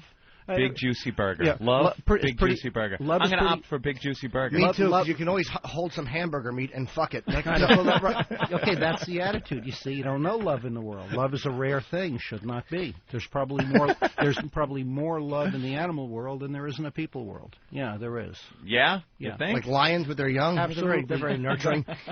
Gotta be. They'd never survive if it wasn't for their. Bernie, you have a very dismal outlook on humanity itself. No, I'm in a long-term. The only thing that can change this world is mankind. Suppose all the squirrels get together and they say, we want to change the world, or we want to do things differently. If that happened, I would go, No, they that couldn't. Would freak me out, Bernie. They couldn't. If the spiders decided, if the squirrels decided, Scarier. if the birds, the fish, nothing would happen. There's only one creature. There's only, like the Bible says, we have dominion. Yeah. All right. Well, are we ready for the news? I'm thinking your outlook. You have these plans that are not really plans, but you have these visions that if certain things change, the world would be a better place. Definitely. But what I'm saying is your outlook with the way things are now is kind of dismal and dark. You really don't have many good things to say about humanity and humans now. No. Mankind's civilization is a wonderful thing. The technology, the power we have is an incredible thing. How that power is directed. Mankind and what you'd call, quote, civilization, it's almost like a tidal wave. It's really lacking direction. And I think mankind should be more like the River Nile, flowing in and out, doing things, making the world a better. Mankind could make the world a much better place, and in some ways, mankind's made a much better world for itself so far. Well, you connect vegetarianism to being kind of peaceful, I want to ask you about vegetarianism is peaceful, but a lot of people have been saying that, like, if people are going to be vegetarians, well then, that's just what's going to be like, the way it is, No, mankind needs a heart. People don't even like in terms of having a heart. We don't. The world works on mechanics and money a lot. That's one thing. And it should try to do that well. But what it does with that power is important. Very good. All right, very good. Are we ready for the news with Bernie Getz? Absolutely. Good for the. We're ready for the news. All right, Bernie, let me... News? Yeah, let me get you a little teletype here. Oh, look at that. And now with the news, the Subway Vigilante. Bernie Getz. Okay. Bernie. Too loud to you? Yeah, that is really loud. What's loud? Hey, wait a second. Can you turn that racket off? Yeah. That sounds like a broken machine. Doesn't it? I don't want to talk over that thing. Just get rid of it. We can talk about things in the news that are important, things that affect our lives now. But you got to do it in a format of a newscast like you would see on TV or hear on the radio, Bernie. I'm going to talk about news stories like some people talk about on the radio, and I'm going to talk about the gates in Central Park, and then first about Iraq. All right, let's go. Because in terms of terms of what's on the news right now, in terms of all the papers, not much is happening. There's almost no news. All right. So for my news sources, I bought the Inquirer and the Weekly World News. Weekly World News. Absolutely, and those great stories will have to come later. Fat boy. First, we're going to talk about Iraq. All right. Bernie Getz with the news, Anthony. Iraq. Subway Vigilante. Now, wait a second. That's too much. I can't deal. Opie, I can't deal with it. Wait. You're freaking him out. That's exactly right. What happened? Well, okay, now if you sounds like the chattering of a Negro's teeth on the subway. Make it even a little softer, Opie, and it will go on with us. Otherwise, we're going to take a vote to have you tied to your chair. Right. Remember, we can do that. Always keep that in the back of your mind. All right, we can have you tied to your chair, and it's already been arranged. If you keep on messing, he's asking for trouble. I take your shoe there, Bernie. No. Wait a second. Just so you understand the arrangement, Opie. I don't know if you heard about it. Okay, wait. The security guy out there, Opie, he could, if he wanted, he could probably kill everyone in this room in about 1 to 1.5 minutes, and no one would stop him. Maybe if we could act in concert. You know what that sound could not possibly be, Bernie? Daryl Cabey tap dancing. It sounds like a broken manure spreader. It could not be Bob Dylan singing. You know, it could not be a lot of things. Could not be a lot of things. Very good. All right, go ahead. Bernie Getz with the news, everyone. Opie. Okay, now, Opie, here's the arrangement. So you turn it down. That security guy, he could wipe anybody on the floor here. If you act up, I'll turn it down. Yeah, he will. And if people vote unanimously, he's going to tie you to your chair. Right. And everyone will laugh, and he's not going to hurt you. But everyone I'll turn it down. Master Let's Poe go. out Good. there. Hey, thank you. But anyway, there's a couple things going on. One story that people always see in the papers lately is about bombings in Iraq. There's a political campaign, and by the way, that political campaign, the people who are doing it, the so-called insurgents, they're losing. It's a public disaster. Oh, really? Public disaster. People say, "Oh, it's a terrible thing going on here." People hear about it here, but now. 20 years ago in New York, so people understand it. In terms of numbers, like 100 people, I think, were killed yesterday. 115. It's not that big of a deal. Even if the average per day. Yeah, it's not. It's 115 lives. Absolutely, but I'm going to tell you why. Oh, hold on. Because per year. Let me turn this off somehow. They don't even kill 10 per year. 10 per day. On an average, they don't even kill 10 per day. On an average. But not okay. But if so you're saying they really got to pick it up? Well. No. You understand? Pick it up. They can't pick it up enough. No. In terms of populations, you can knock out 10% of a population, and you only get it mad. If they kill 10,000 a year, and let's say it's all Shiites, there's over 10 million Shiites. That is only 1 in 1,000. In New York City, to put it in relation to crime rates in New York City, 20 years ago in New York City, 2,500 people were murdered. 500 of them were family acquaintances. Could have been 2,504, but somebody didn't have. 2,496. I'm talking math and a numbers game here, and dealing with beehives and making people angry and political failures. If roughly 4 people a day to 5 people a day, usually 5 people a day, were just murdered on the streets. Now, you know the trouble people would have on the streets in terms of being accosted, threatened, muggings, this and that. Jumped on, kicked. Yeah, right. 5 people a day were being killed on the streets and that stuff. There was one person, which was family on family. That crime rate hasn't gone down. The stuff about street crime has dropped 99%. Your chance of being killed on the street is way, way down. And Bernie's with got that, a lot to do with that. Nobody coming up asking for $5 anymore. Okay, but you see, when you have 5 people a day being killed on the street, that's only about 2,000 a year, and that made people a little bit mad. A little bit mad. A little bit mad. Not a whole bunch, because people were being continually threatened. Is that this made your them newscast, Bernie? Yes, it is. Now in Iraq, we're getting to the numbers. Sure. We're getting to the numbers in Iraq. In Iraq, if they kill 10,000 a year, that's significantly more than 2,000 a year on the streets. Like five times. 5 times. 8,000 more. But you still have 999 out of 1,000 people living. But remember, people aren't being threatened by these people continually, like they were in the past. I carry the 3. Yeah. No. What I'm saying, if you kill 1 in 1,000 people, you just make them mad. Right. You don't terrorize them. That's 1/10 of 1%. Even if you kill 1%, you just make them mad. It's like going to a beehive. So I understand. These things You're are saying political. the insurgents, what they're doing, it's not really effective like they would like. It's a political disaster, and it can even be prevented. And to summarize, it can be people die in Iraq. No big deal. No big deal. No. There is a solution. There is a solution to a great deal of this stuff. All right.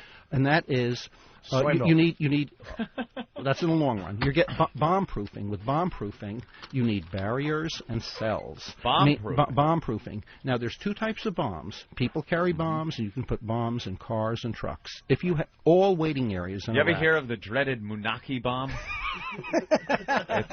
It's a roadside bomb. You can tell. Right, okay, when you drive by, you hear unfunny stuff, and your car explodes. Okay, now.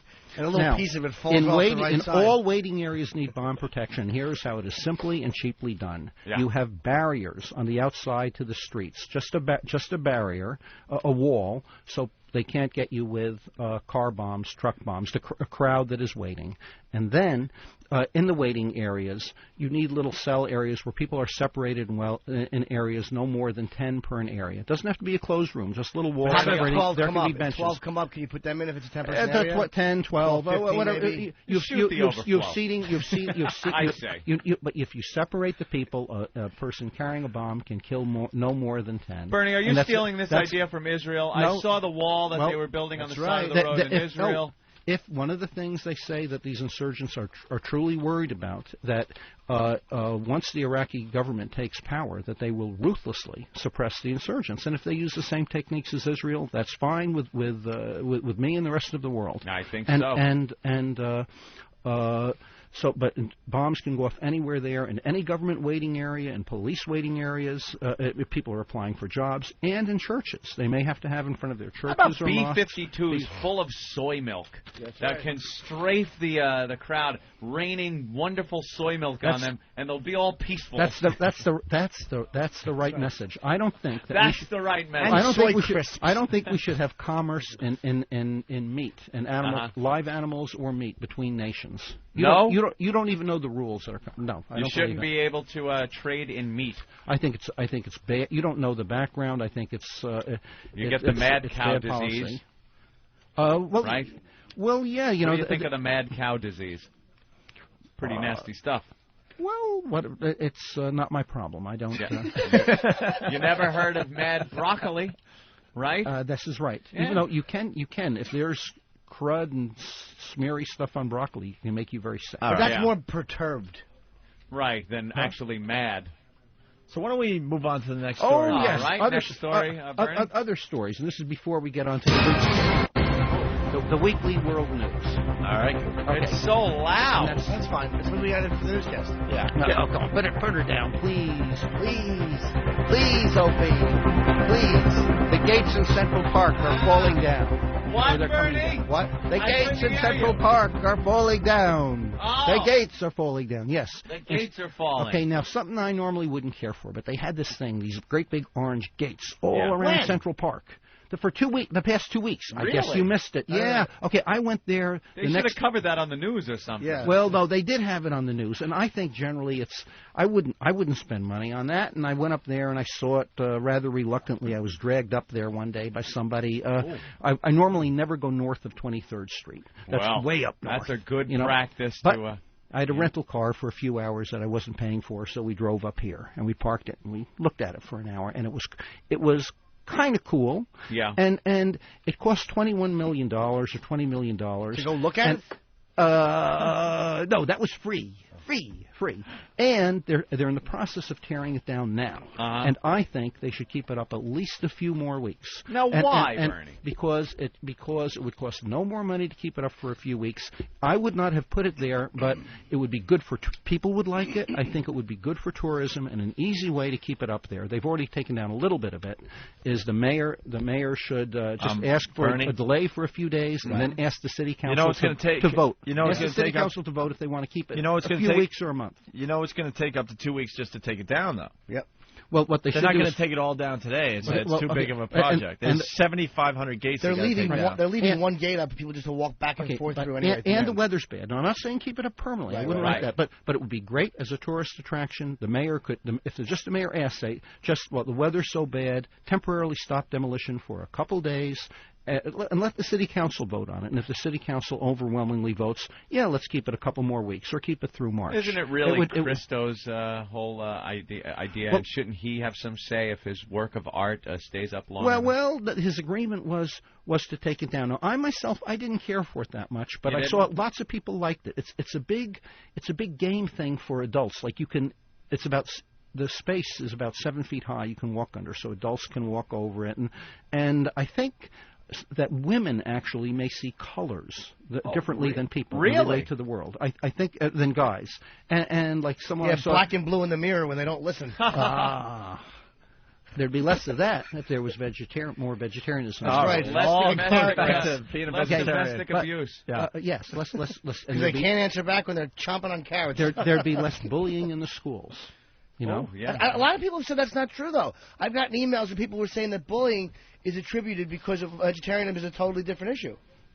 No, you would find that generally the vegetarian kids would be bullies to a much lesser degree than the than the non-vegetarians. That's because they'd be a little slimmer though and geekier maybe. Also in than terms the fatter, more robust bullies that are eating beef and protein and getting all bulked up. They would look better. But you need real. Bernie, need real soy substitutes. Let's get back to the. Hold on. Let's get back. Keep them on track. Let's go back to the color thing. Women see colors differently. I think they see colors a little bit differently and can get joy out of colors and things like that a little more differently. It did add a lot of color to the park. In a few cities here, a few of the buildings around the park need a cleaning. That became, I became aware of that.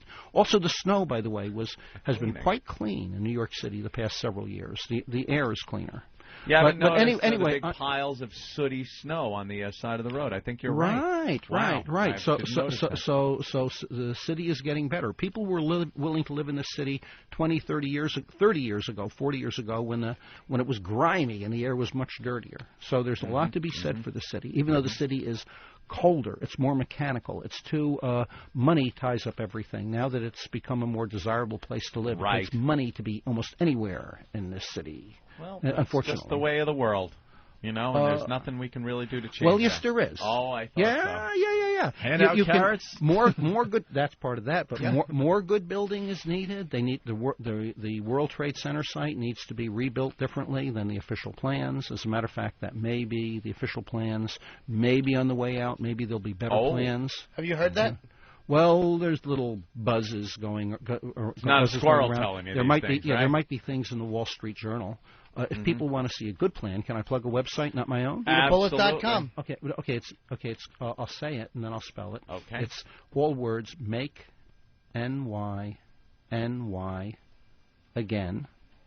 .com. It's the word make, M-A-K-E. Make New York again. Yes, but make N-E-W. No, don't spell out. No, don't spell out New York. Make N-Y. Well, N-Y is New York, though. So that's what it stands for. But make N-E-W-Y-O-R-K. Gag him. Nice. Okay. I'll do it. Right. Anyway, make NYC again. Not the C. Hang both these guys. N-Y. Oh, strangle them. NY because he asked me for money. Okay. Yeah. Make NY again. Make space NY, comma NY. And you can see the official project more on there and another project. And as for this bullying stuff in the school. Wait, is this your next news story? And death penalty and stuff like that. I talked to a liberal girl, and she told me once about. She said her opinion of the general subject. She said most of the trouble is caused by a particular sex. And it shows at an early age, so let the women decide. What does that mean, Bernie? I know what he means. Translate. He knows what it means. Know what it means. He knows what it means. I'm talking about. I don't need the 10-minute explanation. Trust me, I know what it means. Tell him what it means. No, come on. It's how the Romans dealt with troublemakers. Gave them war helmets. What? The Romans. The Romans. Yeah, the Romans with the parents would kill their own kids. All right, but they had good ones too, and they loved them. All right. Well, anyway. On to the next one, Brian. So the gates, killing children. So I think it's important that we should try to keep those gates for a while. It would cost no more money. It would be a good, positive thing, and because many people would like it. Do the squirrels in the park seem to be upset by the gates, or do they enjoy it? It's winter times. The lifetime of squirrels. The small squirrels that survive in the north all live underground. But with the exception of birds, and the squirrel is a mammal that lives in a tree. So you will not see squirrels in the winter? 30% of them die. Their cause of death is in the winter. That's very sad. It's very tough on them. So they stay indoors. Their version of indoors, which is what, underground? What?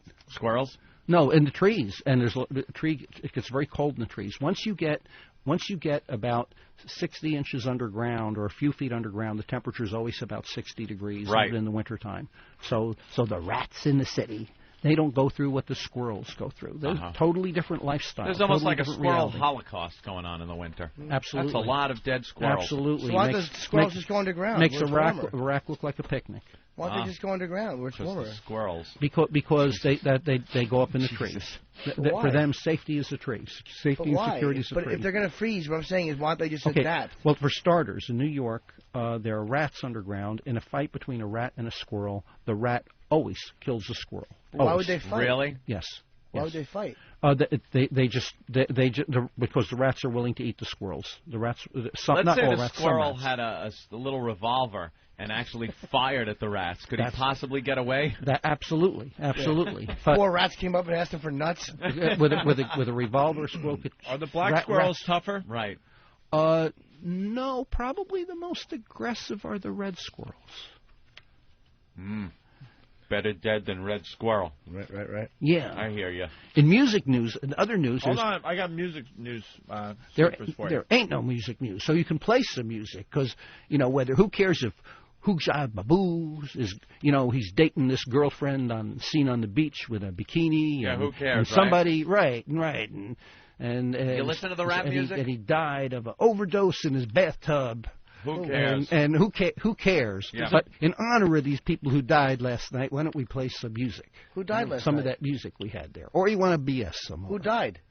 Nobody. Oh. I don't pay any attention to that stuff. Not the rappers and stuff, right? You listen None to of rap them. music? None of them. No? No. Yeah, you hear what happened in Hot 97? Nope. Don't. What? There was a shooting at the hip-hop station, Hot 97. So what? So what? So what? It seems that It's a there's minor this thing. rivalry between a couple of rappers. How many people died? Sounds like a news story. to One me. guy got shot in the leg, and he's in stable condition. Wow.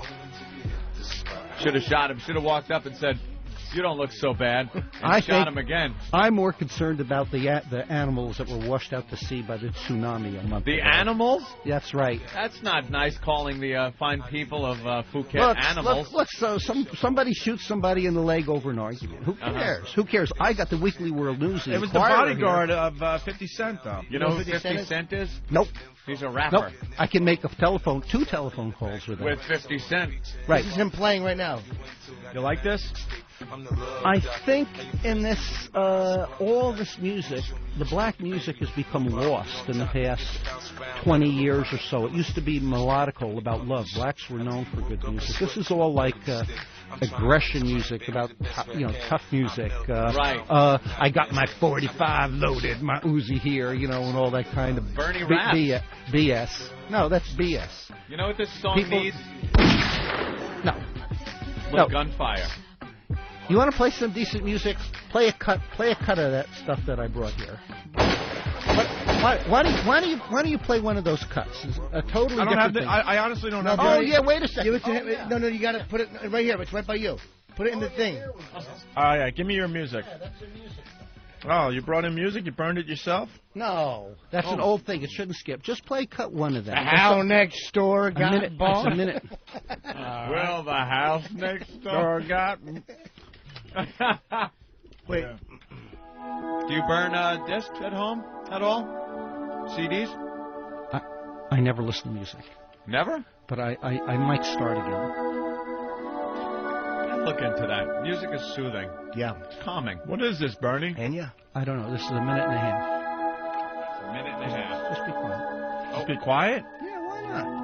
You want us just to meditate? Be quiet, Opie. I'm trying to hear this, Opie. You can't talk through it. Let's all just meditate. I'm trying to hear this. I'm trying to hear it. Hey, I didn't get one from you.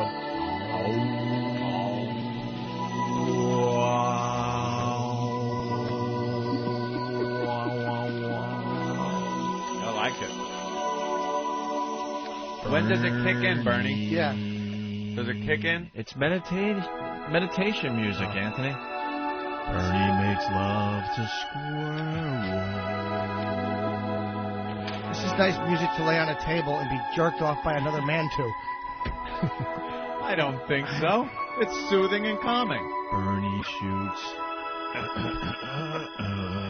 You know what? All right, here it comes. No. Wow. We're almost done with our meditation session with Bernie Getz. Bernie, what is this? I don't know.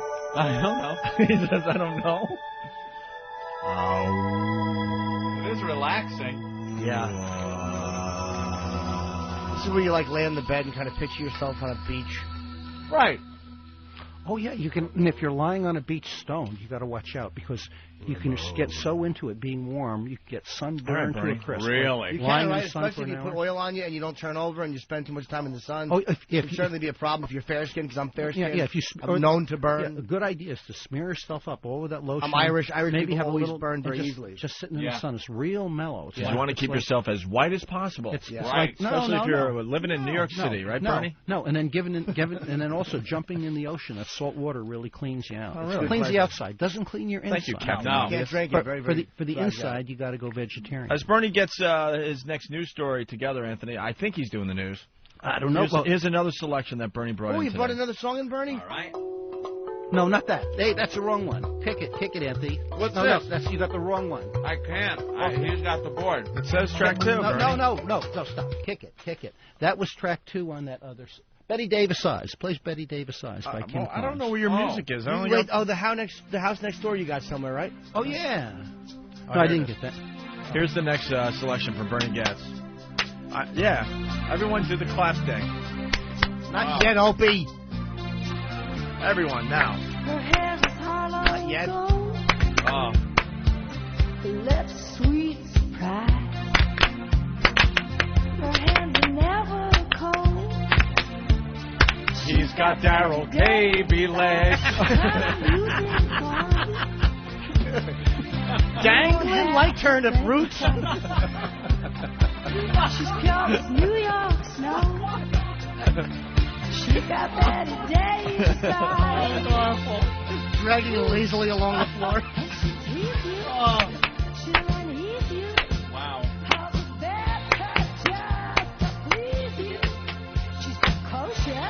I'm going to use the men's room. I'm going to be right back. Oh. Okay. Be right, Bernie. Wait, Bernie, what happened? I just need to go wee-wee. I'll be back in about a minute and a half. You're not going to ditch us, are you? You're not hiding. I'm coming right back. The song will take that long to You're play. not hiding a gun in there, are you? No. If I'm not back before the song plays, Keep on Rocking in the Free World. By, How long are you going to be? You're not going to come back like Michael Corleone, let me are you? run. Sit down. Sit down. Finish my bagel. All right, well. Could someone follow him to the bathroom? I don't trust him going to the bathroom. Do you mind if me and Bernie speak kook? Mucho vegetarianism. Mi padre, soy milk. Yeah, bring Billy in here, I guess. You think too much of me, kid. I'm the garden burger eater. Oh. No, have Billy just sitting in 4 Bernie's shots seat. and he doesn't look so bad. Hey, what's up, man? 2 shots and his feet still move. You can sit here. No, we're on film there so Bernie gets freaked out when he comes back. Why? Then we'll move. You don't want to freak Bernie Then out. we'll move over there. Freak Bernie out. I want to freak Bernie out. All right, sit over there, Billy. Remember last time Bernie was freaked out? Jesus Christ. Have another. Billy, you know who this guy Have is? another, yeah. I know, that was his classic line. Here's the guy. Have another. You don't look so bad. Have another, He is something else, man. You got it. I like what he was saying about the meat, though. Who doesn't? Write it down. You know Here. what I mean? No trade in meat. This whole meat trade. I like dollars and euros myself. I don't like the idea of having to go in with a steak to get a coat. That whole meat trading thing, way overrated. He is a great, great guest, Bernie Getz. He just comes in and babbles. Mm-hmm. Mm-hmm. Yeah? What, you're going to freak him out sitting in that seat? I just sat down out of habit. Sit down, Good luck to you. Fine. So how long does it take him to go to the bathroom? He must wash his hands like a madman. I bet he's one of those. Ooh, He's just thank you. scrubbing. Hey, Bernie. Oh, sorry, Travis. Yeah, he must just Removes wash his all hands body like hair. crazy. Removes all body hair. Bernie's got all sorts of things going on, man. I like to wash my hands in soy milk. Then I use soap. Then again soy milk, and then some vanilla, and then I spread broccoli on myself because it's healthier for the outside. Billy, wait till we talk about his squirrel. Yeah, what was He going has a on? squirrel that he loves, and the squirrel talks back to him. Yeah. That's just like Son of Sam, but kind of cute. Oh, I know. Yeah. It's like the Christmas special, Son of Sam. The squirrel told him to tap on windows and wave at couples while they were fucking. Oh, Jesus Christ. Yeah, he's something, man. Four guys just shot him right there in the subway. Should we just take a break? Why? Do you think? Assuming he gets back? What happened? Well, you want to hear? We don't want to hear Betty Davis Eyes. Great song. What's the one? Here he comes. Here comes Bernie. Uh-oh. So, hey, What? Bernie. You can just shoot him. Bernie, take a seat. Eric, don't sit down there. Where Bernie's sitting? Why That's not, okay. I don't care. Why not ask him for $5 while you're at it, Eric? Jesus. I need it more than him. Yeah? Yeah. How are you doing financially, Bernie? You all right? Okay, I can pay the bills. You and can pay the that's- bills? That's the main thing. Nothing on the verge of being shut off or anything, right? You're organized and paying your bills and stuff? I don't keep track of money. I mean, if I've, the main thing is you have a little money in the bank. You always need some little money. But you got to in the pay bank your so you can bills pay. and stuff. Of course. So sure, you keep your electric on, your phone on, and stuff like that. Yeah. Oh, okay. I just want to make sure you're taking care of yourself, I wouldn't want to see Bernie Getz out in the street. Hey, Bernie, you gave us another song to play here, I noticed. Yes. Oh, yes. Did you play Good Betty stuff. Davis? We played that while you were in the bathroom. Oh, good. Keep on rocking in the free world. That's a good All song. right, That's let's take a listen. Come on, Bernie Getz. Opie. This is nice. That's Neil Young, right? Next door to me. Let's take a vote. Sold the nigger. Let's take a vote. Let's They take a vote. claim to be wild Indians from the plains. Okay. This song is not appropriate. Okay, wait a But second. they ain't Why'd you bring this in?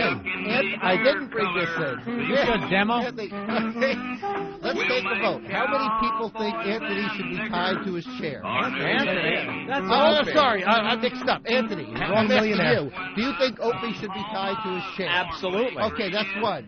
Do you think Opie should be Opie. tied to his chair? Opie should be tied to his pachebada. Oh, yes, not gagged, just tied to his chair. Do you think Opie should be tied to his chair? I think you should do it, Bernie. No, the security guy's willing to do it. But if we have a unanimous vote, Opie will be tied to his chair, and he can't do this stuff. And by the way, where's Opie's boss? Who's Opie's boss? Oh, yeah, Benny. Do you think Opie should be tied to his chair? All right. No. You're obsessed with me being tied to a chair. Let's calm down. Did you ever hear the actual recordings from the Opie. subway car? Well, Oh, no. Years ago? Yeah, this is something. How could they have actual I don't know, recordings but from they the subway did. There car? must be like a black box in there or something. Hold it. The next man makes a move, the nigger gets it. Oh, Bernie. Bernie, is that what you said? Bernie. Drop it. Or I swear I'll blow this nigger's head all over this Oh, town. Bernie. Jesus. Wow. I think people need to get that off their mind. Like, I hear people use the N-word. Black people use it with themselves and stuff in their songs, and they should kind of... It's just one more example of people's heads being in a bad place. I think if people were vegetarian, their heads would be in generally much better places. Hey, someone's spine was in a bad place in front of your gun. Remember him, Daryl Cavey? No, I don't. You're the one who say... I know, I keep bringing it up. I know. I mean, it's just, I can't get over it. It's just old crawfish. Crawfish. Let me explain. You stink.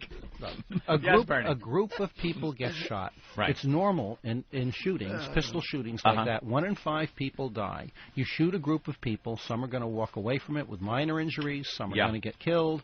Some will get major injuries. Paralyzed. It turns out that a piece of a bullet hit him in the spine and paralyzed him. And it was 1 of 4. And if he had been 1/100 of an inch or 1 inch in a different position, or if the trigger had gone down 1/100 of a second sooner or 1/100 of a second later, it would have meant a difference with him.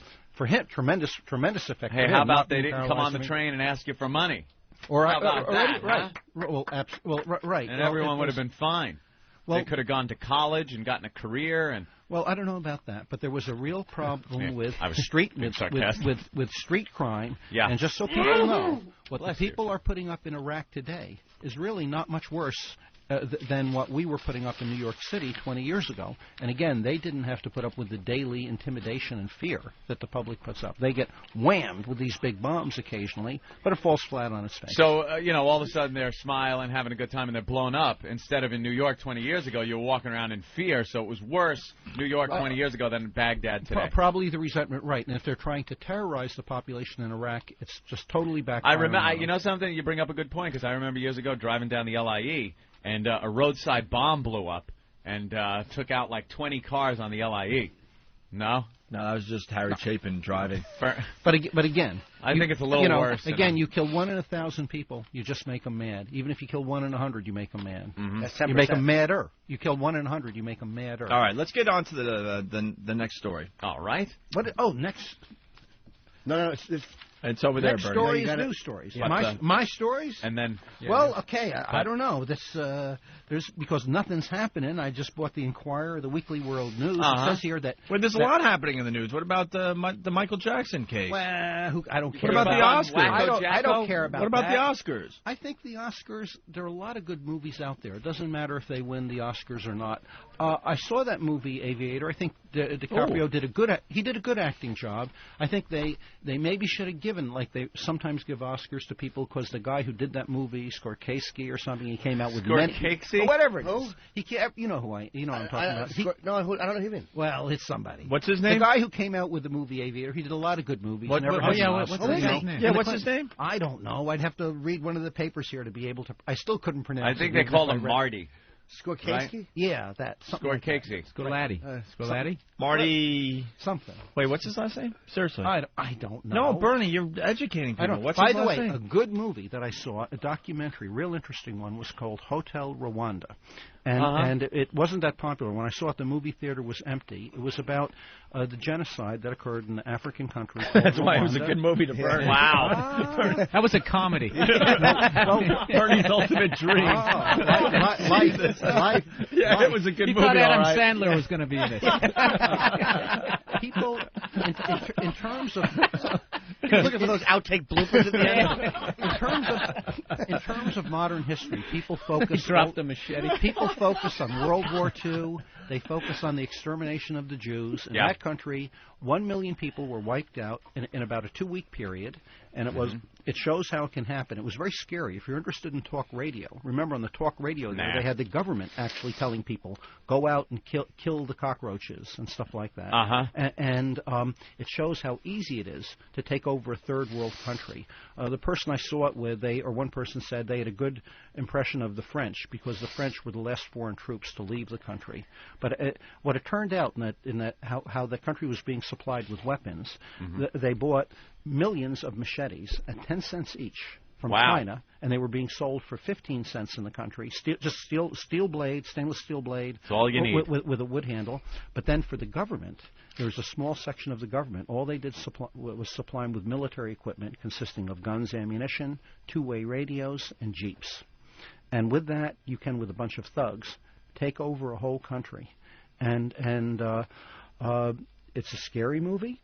And it's a realistic movie. It's 99% of it is good. The last 1% they show this corny. Don't tell us. I didn't see it. No, but I'm not telling you. No, don't tell me I didn't see it. There's a white Don't liberal spoil the ending. The white woman is walking Don't tell with me a the black ending. I guy. didn't see it. Oh, the white woman's walking with a black guy hand in hand. Right, but that was that's not even 0.5% of the movie. But the rest of it was scary. Bugs me. And by the way, it's about a guy he's like half American, half European. He's a black guy who runs a hotel there, and people had.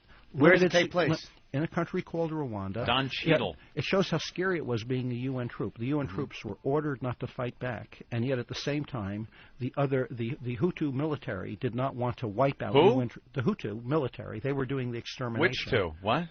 You two? They did not want to wipe out UN troops. Yeah, right. They were reluctant to. They would be willing to, and it was a good movie. Why didn't they want to wipe out UN troops? Bad public relations. The only people who had any influence with them was the French. And that's because the French were supplying them with the weapons. It was the French were supplying the military. Always for the money, the French. Okay, and yet in some of the media here, the French had the high moral ground. They were the last to leave. The reason they were the last to leave is they were part of the backbone of the operation. They had some financial gain there, is why. Oh, their influence afterwards. They had the ultimate influence with the government. How would Very you good. ended the movie? What? Instead of that corny scene with the white and the black person walking down the street, how would you shot that last scene? You could have just left it out. The Nice movie choice of words. was a little bit long the way it was. You know, they could have cut a little bit more of it out. It was you know, they showed some white person who was helping some black people and stuff like that, and they showed her at the end. And that really bothered and you, it was, didn't it? No, it didn't really bother me, but it wasn't necessary. Right, because, of course because not. it showed a lot about world politics, world Not reality. necessary. And Like that last bullet. And what people Right. No, the last bullet hit James Ramsey. Right. He wasn't even shot once. So No. that's the problem. There's no problem. Bernie, I don't want you to Anthony has no problem misunderstand me. You are like an action hero to me. Huh?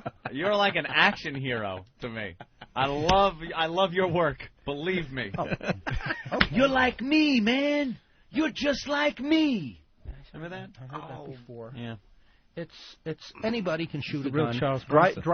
Driving a car is a lot harder than shooting a gun than shooting a pistol well. Driving a car is harder. In New York City, definitely. In too. a subway If car, traffic hitting is- four if people, traffic, maybe. If traffic is crowded on the streets Yeah. of New York, if you drive a car and hold the steering wheel with one hand, that's very similar to shooting a gun. In terms Well, I've of never motor actually hit visual 4 cabs in 5 seconds. You never tried. Just imagine how many people you can mow down with a car. though, car. Come on. Car, You're kidding. People do that occasionally. As long as the road sign is MLK Boulevard, right? Right? Bernie? No? No, nothing. All right, next story. Oh, well, anyway, in the choir, just because there's a lack of other news and no news is good Oh, news. we have the Michael Jackson case. It's one of the biggest cases of all time. That's his sex life. doesn't Here's care. some. His sex Chelsea's life. wedding is off. Speaking Molestation of is sex, just his sex Chelsea. life. Wait, hold on, Bernie. I'll discuss Chelsea- his music. I won't get Chelsea- involved in his sex life. Hold on, Wait, Bernie. Hold it on. says on the front of the. All right, hold Inquirer on. We'll here. go there in a second, but you just brought up something very interesting. The Michael Jackson case. You brought it up. It's just his sex life, and you don't want to discuss that? There's a little thing they had on the news Yeah, which it's called bothers his me, victims. and that is the woman, the mother of the child who was suing. In the past, she tried to sue and extort a celebrity, Right. and the only witness who claimed to have seen Michael Jackson actually handling this boy's private parts is this boy's brother. They both have the same mother. And again, this family had a history of extorting celebrities in the past for money. So I'm very skeptical of it. Yeah, Now, but what I don't about really the fact know. that he sleeps with young boys, and this is confirmed? Yeah, He's Bernie, said sure. it's Okay, that's a different. People sleep like that in Africa, in many different societies. Oh. People like the Puerto Ricans sleep like that. The you know, Puerter 10 in a Ricans, right? 10 in a bed, Those right? damn 10 in a snakes. bed. Okay, now. Yeah, but it's Now- not a secret room, though. Okay, Yeah. but With a buzzer when someone else is approaching. But again, in They term- sleep like that in the trunk when they're in being ter- driven across the border. people are willing. There's a big shortage of money in the world. And a lot of people are willing to lie for money. These people have had a history of doing this in the past, and I'm just very skeptical. I don't know. And there's many other problems in the world. I don't really care. The worst that'll happen is, a guilty guy might go to jail, or an innocent guy might go to jail, or an innocent guy might go free, or a guilty guy might go free. I think the English justice system is much better, where they use professional jurors generally. Right. And you have less I like the guilty, wigs. less guilty people go free, and perhaps, and just as important, less innocent people get wrongly convicted. The system works better. And like, for example, when you go out in the street and you drive in your car, you want a car that works better. And with all the principles and everything people talk about in the system in the United States here, the English system works better. But isn't it easier to corrupt a professional juror? Oh, good No, point. but it is much easier to confuse a non-professional juror. In my trial, people were expected to learn everything about a system, how the court systems and functions. It's a lot more complicated than this radio station. People don't pick it up. In the United, you have a system where attorneys are often trying to confuse the jurors. Do you think you would have been? It should be a fact-seeking. Do you think with process. the English system in place, do you think you would have been acquitted? But in the English murder? system in He was place, acquitted. I would have never been indicted for on the second trial for attempted murder because you have a system that's based more on facts. Here you have the legal system often works with the political system. But don't you think the climate of the time and the people No. that were living in that, your jury of peers, kind of looked at it like, No. yeah, I'm fed up with it too? No. Because in this day and age, like today, I think you would could be convicted. No, let me explain. The All phrase, right. well, not in England. The phrase is called criminalizing the conduct of your opponents. They did this. My prosecution was very similar to. Remember Bill Clinton? They spent $40 million was spent on prosecuting him. Right. They found attorneys check into Whitewater, this and that, look at this, and finally, what do? They get him on something because he lied about having sex with some girlfriend or something like that. Mm-hmm. That's what they get him on. Now, with me, they were looking for stuff like me. They followed. I drove across the United States once. They followed every city I went to was checked out and stuff like that. They wanted to get me on anything, things unrelated to the subway incident. And it's politics mixes much more with the legal system here. Money buys you results. Money affects the system here. All right. Absolutely. All right. Okay. So anyway, instead of Michael Jackson, I think it's more interesting about Hillary Clinton. No, not Hillary Clinton. She's not divorcing him. Chelsea Clinton. Chelsea. That's right. And her boyfriend is leaving the country. Or where are they going, Bernie? I don't know. I haven't gotten to that page yet.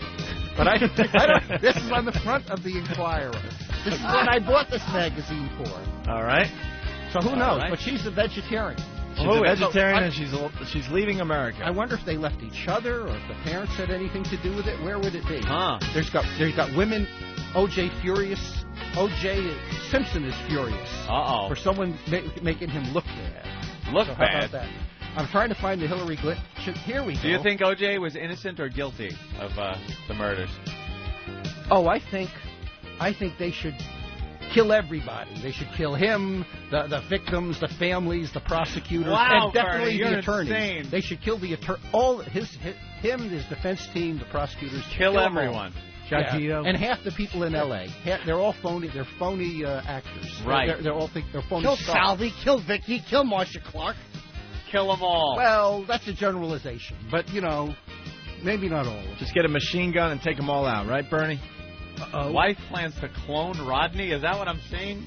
They say she's reeling from a devastating blow. Well, who knows? Who cares, you see? Right. Who even cares? Who cares? This is no news is good news. That kind of day.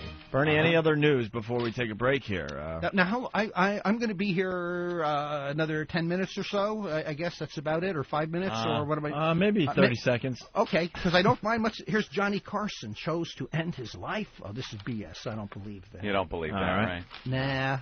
Gossip party. What about Rodney Dangerfield's wife? What about her? There was something in there. She wants to clone Rodney. One of the funniest things I ever saw. He was hold on. Wait. What'd you say? Hold on. Hold on. What'd you say? It's one of the funniest things you ever saw. Wait, Bernie. What'd you say? One of the funniest things I saw. Things you saw. Okay. All right, hold on. Strap in, everyone. Here it comes. Hold on. Derek, the boys ready in the booth? Okay, they're ready for one of the funniest things you ever saw. No, they wouldn't have anything coming. Hold on. No, it was from a Rodney Bring on the funny. Billy, you ready for I'm the ready. funny? I put my drink down. All right, hold on. Everyone is just ready, I think, now, Bernie. Everybody is ready. Okay. Well, no, it was Raji Dangerfield was carrying... Wait, who's Raji? That is funny. Indian comic. Carrying a boombox. Hold on, we're all talking over you, Bernie. I get no respect. That my Dr. Abula Galala. Yep. They'd all change if they were vegetarian. The whole world. All right, we get it. What's the funniest part? Funniest thing you've ever seen? Funniest thing. Oh, yeah, Roddy. There's some scene in some tape where Raji Dangerfield is carrying a... Wait, who? He's carrying a boombox. Who is? Wait. We're all talking over you again. We're all talking over you again, Bernie. He's tipping people heavily. Who is? Wait. He's acting like a hotshot. Rodney Dangerfield. All right, Rodney Dangerfield's carrying a boombox? Yeah, there's when he's dancing around like I'm too sexy, whatever he was. That was cool. Yeah. That's terrific. Okay, screw you. Get that turban. And anyway, wear a turban like that, you get a free bowl of soup. No, so anyway, good on you, though. That's basically the news. Who cares if Lisa Minnelli is fighting with Carol Channing? Right? Who cares? Who cares if somebody... Carol Chandler? If you can get rid of wrinkles and lose your weight. There's a 500-pound woman. People wouldn't be 500-600 pounds if they were vegetarian. By the way, you want to see a good movie? There's a movie called Super Size Me. It's about McDonald's. Even if you don't eat at McDonald's, Animals. You should see that movie because you'll learn about what a few % of the country goes through. Outside the United States, people eat fast. Outside of New York City. But no one eats McDonald's like this guy was trying to claim. No, absolutely nobody does. You're correct there. But he ate nothing but that diet for 1 week: breakfast, lunch, dinner, including their salads. It was for a month. I'm sorry, for 1 month. Yeah. Thank you. Who directed that? What was that? I don't know the guy's name, but it's called Super Size Me. And what you would think it makes the guy physically sick. The food, it will be an education, and it was very honestly done. About 1% or 2% of the United States actually lives that way. A lot of people eat lots of fast food. They do it much more outside of New York City. Yeah. And also, people outside of New York City don't exercise. They drive everywhere. You're a vegetarian, right? Yes, in New York City, people walk. People walk 100 times. People walk 50 or 100 times as much as the average American. Right. Because here, most people here don't own cars. They said, which I don't believe, that many New Yorkers walk up to 5 miles a day. Wow. I don't know if I believe that. I don't know if I buy that. I don't know if I buy that. I don't know about that. But they walk much more. Not Daryl Cabey. I lived in the country, and in the country. If I would buy a newspaper or a bag of potato chips, I would get in the car and have to drive to a little place to get it. You would any indeed. Any little thing. Absolutely. You don't hear in the city. It's a good point. So it is. So Hotel Rwanda. I think we see where you're going with this, Bernie. Hotel Rwanda. You can get them on tape. I don't think any of them are playing. Was anything in the Weekly World News you wanted to discuss? Or? Well, there's some huge fat woman here on the front cover. Maybe she'll go, who knows, something about space aliens doing this. I don't believe that. Really? There's a baby born with armpit hair. I wonder if that has to do with hormones. Wow. You believe in aliens? It's possible. It's possible. That's it's good. possible. Possible. The Bush. Would you shoot an alien? It says here. It says Bush and Cheney are building a resort bomb shelter, and they say while the rest of us vaporize, fat cats will be playing golf and frolicking in hot tubs. They're going to play golf and frolic? And then they show this real busty girl next in the Republican ad. I guess she's going to be in the pot tub. Oh yeah, they're going to include this hot tub with big boobs. It's going to be in the bomb shelter with the Republicans. They got it all. Food, big TVs. Makes the boss sound like Olivier, doesn't it? I know. What? Bush and Cheney. Oh my God! No, I don't believe that. I won't even mention that. Wow. Man bottles virgin gas. I don't know what it's about. Virgin gas. Well, guess snakes. It's probably healthy. Terrorists. Oh, the terrorists are going to have annual games. First annual terrorist like games. An Olympic game. Olympics where they're shooting up bombings. Who knows what kind of stuff. That's good. That's some great stuff. Al-Qaeda quillers go for the gold in That's bizarre events. Bombs away. They're going to do making threatening videotapes. There's going to be a thing for that. Threatening tapes will be a competition. Right. Beheadings. Shooting infidels will be another area. Yeah. Okay, groveling to Osama bin Laden. Infidels. I guess that groveling to Osama bin Laden. Osama bin Laden, yeah. There's a story about the richest kid in the world. Hold on. I want to hear about groveling to Osama bin Laden. I have no idea. Wassalas. Oh, our leader demands our utmost loyalty. Infidels. In this contest, each man must lie at Osma's feet, lick and kiss his boots. Osma. And et cetera, et cetera. Yeah. This year, my speech, which I am still composing, goes da-da-da-da-da. Anyway, camel kissing. Camel kissing? I think that's not a big... That doesn't sound real, Bernie. Crazy, Bernie. That sounds crazy. If anybody would know crazy. Right. So no news is good news. So everyone can be comforted. What else? You're just passing. You're flipping through it all. There's nothing to see here. You're inside. You're safe from the store. Look at that. That's what he said on the subway. Yeah, nothing to see here. Keep it moving. Move on. And she's trying to make a cute face. For the guy that can't. See? Did you hit that, Bernie? Wow. Is that face? She is trying to. You are so funny. That is absolutely true. Well, it's a big fat woman, and she's got her head turned, and she's trying to make a cute face. Trying to look sexy, right, Bernie? Yeah. Wow. Well, fat people could be sexy, right? Well, any port in a storm. Yeah. Oh, look. I like that. Bernie's gone hogging. Judge places hottie under house arrest. Here's a girl, very sexually dressed. She's hot. In chains. And there's a judge in his black robe standing next to her. Yeah. That sounds like saucy. Getting to that. What else you got in there? News story, some workers are demanding less pay. Bernie loves the Weekly World News. Yeah. Hey, can you believe this? There's an article. This is a new revelation about history that the Vikings were sissies. They're actually sissies. The Vikings were sissies? Look, and they use that word, sissies? Yeah. Wow, I don't know if I believe Did you see that one Weekly World News where the headline was Bernie gets to the point? Well, this is the news. This is the news I see it. There's a bunch of pictures of dead animals and stuff. I can't understand what that is. That's just for shock value. There's a crossword puzzle. I wouldn't even know how to do that. And then let's see, nonsense, some personal ads. Six-letter word for Target. Hey, look, starts with N. Here's something everyone here could learn. Strip club etiquette. 10 essential do's and don'ts. Okay? Wait. What was that? I missed that. Oh, look, and there's another. Oh, so what? That's it. And look, here's another article. The Republicans now, they're fighting for Caucasian History Month. Oh! And they show a picture of Donald Trump shouting with Ronald Reagan standing in the background. I bet you'd be honored during that month. Caucasian History Month. I would honor you during that month. Where's that other thing? I want to hear Strip club what? What month is he on the Klan calendar? It's a new one. Just hit the news. They have him shirtless for July. Was that Strip Club? What was the name of that? Oh, look, here's other stuff. History. Jesus drove his brother to drink. It's possible. Etiquette. Get Craig Christ ready. That's how we'll end this. Craig Christ from Stephen Lynch. This is about vegetarian. They're showing giant pictures of mutant vegetables. Mutant vegetables. This is horrible.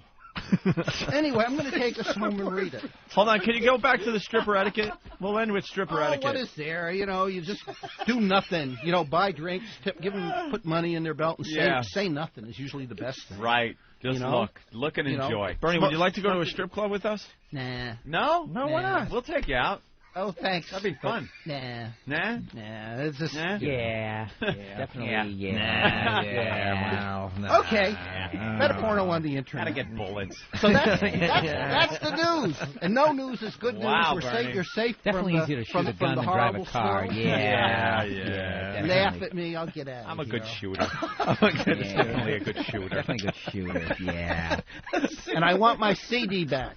What CD? That one you played one CD of that nice music in the beginning. Of course, Wapner comes on it. That was the Yeah. Remember that you played one music of that? You played about a minute and a half of that. Oh, my God. Yeah. Goddamn, Bernie, I love when you come on. Yep. I love when you come on. The first 40 minutes were quite boring, but, man, you made up What for are it. you kidding? You made up for it with the last 10 minutes. Well, I didn't mean to. That killer I thought it was closing the worst. bit. This was What did we learn, Anthony? That Jesus Christ drove his own brother to drink. There's fat chicks make sexy faces sometimes. Strippers have etiquette. It's easier to shoot a pistol than to drive a car with one hand. Yeah. Osama bin Laden. Whoa, Bernie, what are you doing, Bernie? Of Osama.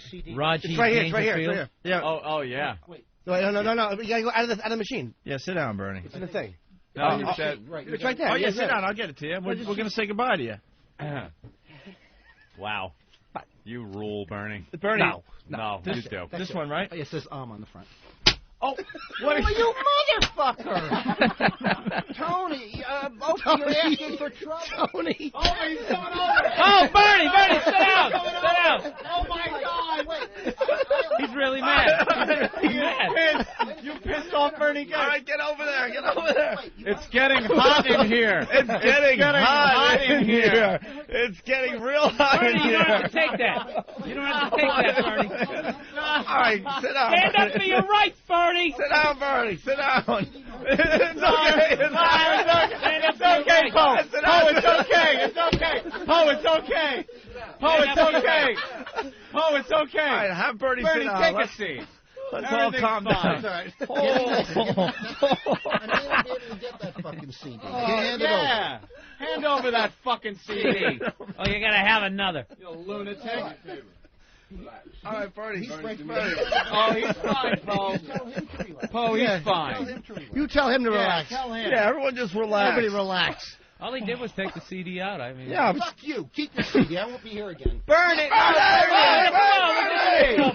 Bernie. Bernie's leaving. Oh, man. So you got his CD? Give him his CD. Wait, bring him back in. Give him his CD. No, we'll explain what happened. Bring him back in. Bernie, come. Oh, he's going into his bag. What? Holy What? shit. He's going into a bag. No, he's at Bernie. It's okay, he's Bernie, zipping we up. got the CD. We got the CD. Bernie. He's pissed. Oh my Wait, God, he's wait! running Follow him out with the cell phone. Make sure he knows it was a fake CD. No, follow him out with the cell phone. Opie took a fake. It wasn't his CD and started wasn't his smashing CD? it. No, of and he course lost not. his mind. Did you Of get course him at not. the CD? Well, Eric's going after him. He says he's going to shoot you now. Holy He was shit. pissed. Lord, He I was think we really... saw some of that rage. Yeah. That was that rage. Yeah. Wow, that was it. That was like one of those bad court dramas on TV Right, where yeah. the guy finally snaps Finally on the cracks stand. him. The lawyer cracks All right, him. I did it, see? All right, hold on. I think. And I'm not sorry. I'd do it again. All right, let's go to the phones here. Jesus. Bernie, this Oh. is your CD right there. Okay, thank you. That's not the one he... Relax, that's not the one. That's yours. Tell him. Listening back. Hey, That's the one he used in the studio. though. Eric, He didn't break yours. Eric, explain. Explain what we Bernie, did. it was a joke. He had another CD. Whatever. It was a separate CD. Sure? It was totally... Take a look at it. It's not even broken or damaged. Anyway, it's okay. Good. Why don't you relax? Why don't you relax? No, because I want to go. It's 9 o'clock. They want to go home anyway. Okay, but they still want to talk to you. Back inside and at least let's not burn bridges. Let's go. Yeah, come back in and talk. He's coming in. Nice and relaxed. Wait, that sounds All scary. right, hold on. He's coming in. They just want to talk to Opie's you. building a barrier. All right, Bernie. Wait, sit down. Sit down. No, it's 9 o'clock. All right, let me explain what happened, though, Bernie. I gotta let him explain what happened. Wait, put on your headphones. Let me explain. Yeah. I don't Let him want explain. because we really like you. We want you to be a friend I love of the show. Bernie Getz, and I don't want to get off on the wrong foot. We here. felt like I'm listening. All right, we felt like you were a friend of the show that we could pull one of our gags on you. That's all that was. It was a joke. It was a joke. Wait here. I'm okay. going to show you. Calm down. Here's the CD I was smashing. Okay, I didn't know that. Okay. Here's the CD I was smashing was called Haunted Pussy. Oh, okay. That's okay. It had nothing to do with the one. You were smashing haunted pussy. You said that guy. Bernie, I never touched your CD. Okay. I took this one, and Eric snuck it in and made the old switcheroo. Bernie, we still pals? Things are okay.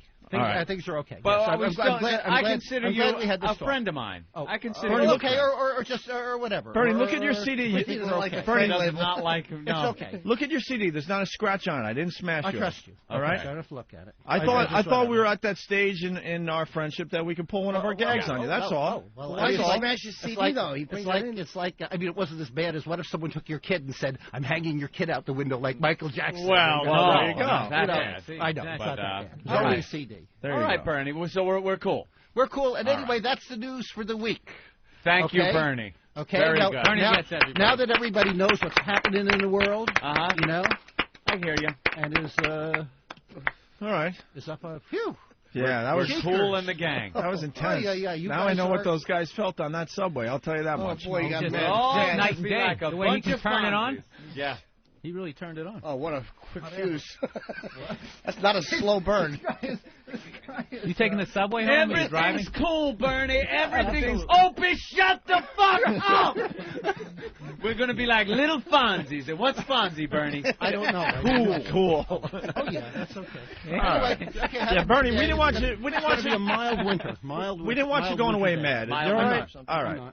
Oh, you dropped something, Bernie? All right. There you go. Okay. That looks like the same All right, ski all jacket right. he was probably wearing back Oh, Okay, guys. absolutely. Good job. Absolutely. All right. Thank you, Bernie, Bernie. thank you for Bernie coming Getz, in. We'll everyone. talk to you again soon. Is this Bernie? Is this yours?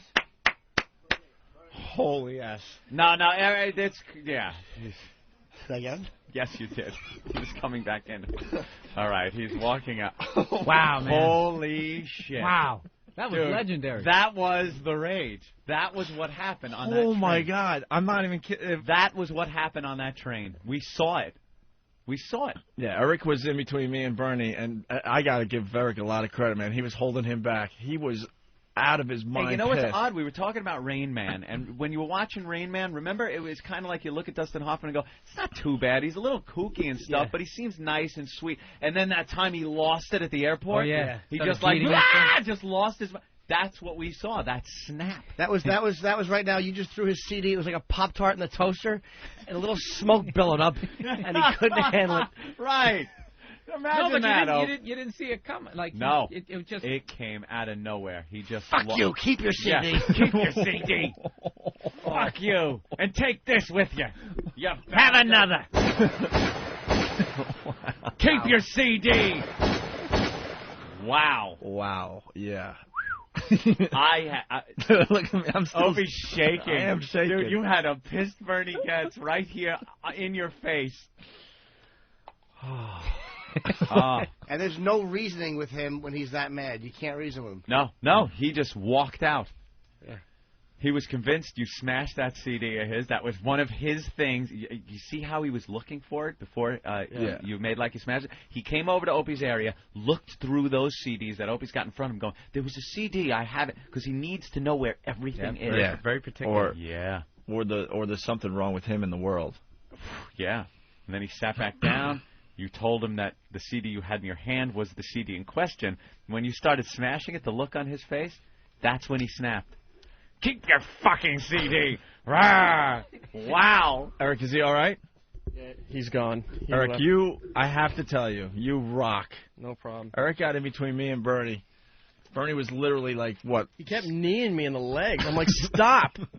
He's like, give me my CD, and I'm sitting there with this hand trying to cover his real CD so he doesn't see it. And Opie's just sitting there going, oh my God, he's gonna hit me. Could you imagine if he's got to go in the subway right now? Some black guy is in his seat or something? Oh, forget it. With an iPod? Disrespecting CDs? All right, Bernie, what's the matter? Hot water burn, baby. Hot water burn, baby. Fucking psychopath. Why don't we take a break? We have Billy Byrne in studio. And that's the news for today. Keep your fucking CD! It puts the CD in the case. It does this when it's told. Does this whenever it's told. And you want your CD, Bernie? Would you? Wait a minute. Was she a great big black person? No, we're going to do that. Yeah, that CD, is that track 14? Wow. We're going to take a break, Anthony. Billy Byrne in studio, like I said. And also we have Joe Rogan's Gangsta Fag stuff that he wants to turn us on to. We'll finally play a few tracks from that next, okay? Fine, keep your fucking CD. But first, Bernie Getz was talking about how Jesus Christ, drove his own brother to drink. He was? I forgot everything that happened. I know. Well, it's before that snap. It's just a seg to. Just a segue. segue. Going. Huh? The heart rate's still up. I know. That was really exciting. Poe came in here with he was the second most crazy person in this room. That look in his eyes. And he went to grab Bernie, and Bernie was pissed. Everyone was just out of their minds. Did they get in the other room, calming down, doing his little. Doing his calm down procedure. Did they get video of that? Yeah, we have it all. Danny was in here the whole time? Yep, you stand right there with the camera. Oh, nice. Right. Get Danny in here. I got to see how the video looks. Did Poe make a wrong turn and go into the production studio first before he came in here? I don't know what happened. Or did he know the directions to get here, to this studio? The problem is in his office there's a delay, so he was hearing it late. Oh. Wow. Hot in here. Yeah, he heard I was getting hot. Looks like rain! Whoa, it certainly looks like rain tonight. John. Yo. Hey. How fucking crazy are you to piss off Bernie Getz in the goddamn studio? Yeah, that's not smart. Opie's an idiot. Ed Asner's one thing. He's 80. Bro. Yeah, what's Ed Asner gonna do? And Ed has never shot anyone. Exactly. It's not like it's psychopathy or anything, man. Wow. Yeah. Dude, I never expected him to go like that. I thought he'd get a little pissed off and bummed out. I never expected him to lose his mind like he did. All right. All right, thank you. Master Paul, you all right? No. I'm going to talk to Marcelino, and I'm going to find out. What's up? I want to get a patch directly into my room because this delay is no good. Yeah, the 15 that's why. seconds of, yeah. All right. My heart is... It's all good, bro. You did great. You did great. That's good. But I want to get a patch. What do you do to calm down, Poe? I heard, you just kind of sit. Poe is pissed off now, too. Poe is freaking right now. Nothing was going to happen. If it came down to it, all of us would have piled on Bernie. We just didn't want to go there. He is what they call in the zone right now. Well, plus, there's not many problems in the studio, so when there is one, and you're the security guy, you don't want to, not be there. 15-second delay. A lot can happen. I'm sure that he shot those four guys in a lot less than 15 seconds on that subway. And Bernie can do a lot of damage. Yeah. Meanwhile, no one's hearing it. Please. No one here. Yeah, the security guy, 15 seconds after the fact. He's hearing what's going on. We'll get him a direct patch. This is what we do, though. We create major havoc, and the only ones that are enjoying it are you and I. I know. Poe's pissed. Everyone's freaked Ben now. is on the phone with Washington now. Why do you say we? There's one problem in the studio. There's one fucking irritant constantly hurting and annoying the guests. Poking and prodding a Bernie Getz. Always. But I'm saying you guys enjoy it, though. Yes. Of course. Incredible. Who else was freaked Bernie's out when he probably was on running his way for to his a bag? pawn shop right now. Right. Todd from California. That man wants to be the mayor?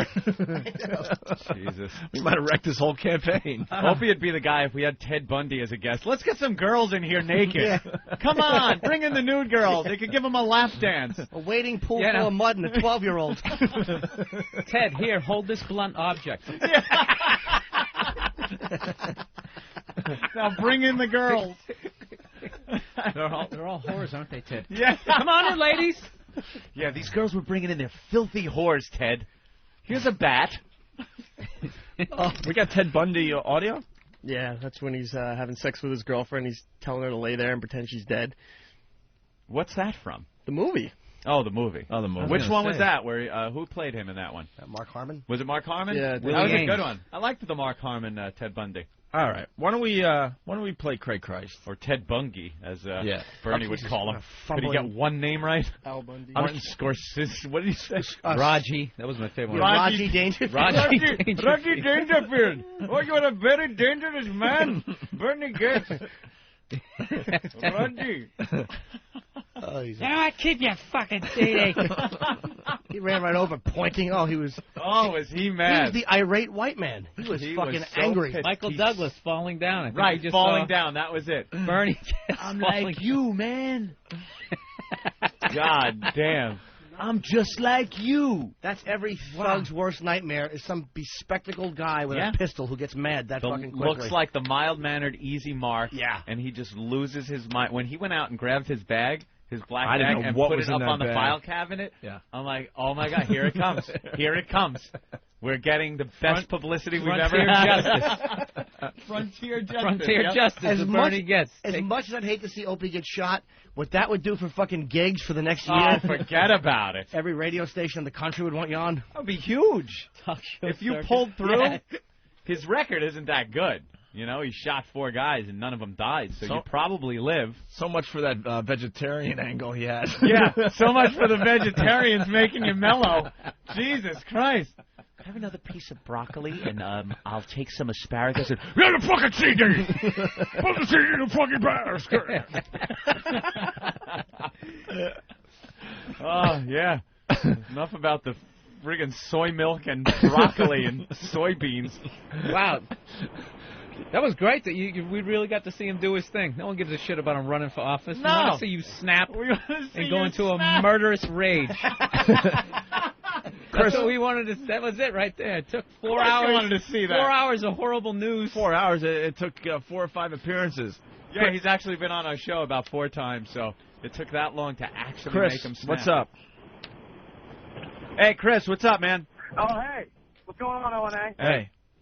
Hey, man, the best part of that whole shit was as soon as you hear the CD break, you hear Bernie Getz go, "You motherfucker!" Yeah. Oh, yeah. You motherfucker. He was just pissed. hear him snappy. Is there any way to pull that audio before the end of the show? Yeah, I definitely. want to hear him losing his mind. Yeah. I got to hear him losing his mind. We'll replay it after the break. Dave, what's up? Yeah, I want to know what you think he would actually have done if he actually had gotten to Opie. I don't know. He probably would have hit him. Operandi? He probably would have hit him. Yeah, I didn't want it to get to that point, so I used poor Eric as a blocker. He would have hit you for disrespecting I mean, he him. used lethal force last time. Would he have dug his thumbs into your eyeballs? That guy would use the gun at a drop of a hat. Oh, yeah. I don't think he doesn't strike me as a grappler. No. Tommy. Yeah. Maybe a bitch slap, like as a... I saw him walking down the street looking like a raving lunatic. He had a shovel and he was talking about Vermont. I don't know what that meant. That's where the gun's buried, by the That's way. where he buried his gun. Out. All right. Still there somewhere. All right. Well. All right. We'll do. A lot of people saying don't lose Bernie as a friend of the show. No, we won't. No, he'll be back. No one else is going to let him talk for an hour about nothing. No one who has advertisers to answer to would allow that nonsense. All right, why don't we play Craig Christ? Because he brought up Jesus driving his own brothers to drink. Somewhere in there he said that. So check this out, and we'll continue. Check, test one. Dude, it's not like we have Zeppelin in the studio. It's Lynch. It should be good enough. What? Do what? Nice. That's your sound check. Dude, I don't... 4, 1... Oh, count? 1, 2, 3, 4? 1, 2... All right, up or low? Okay. Oh, well. All right. It's a Bible song. All right, here it is. Stephen Lynch. It's about a little-known biblical character.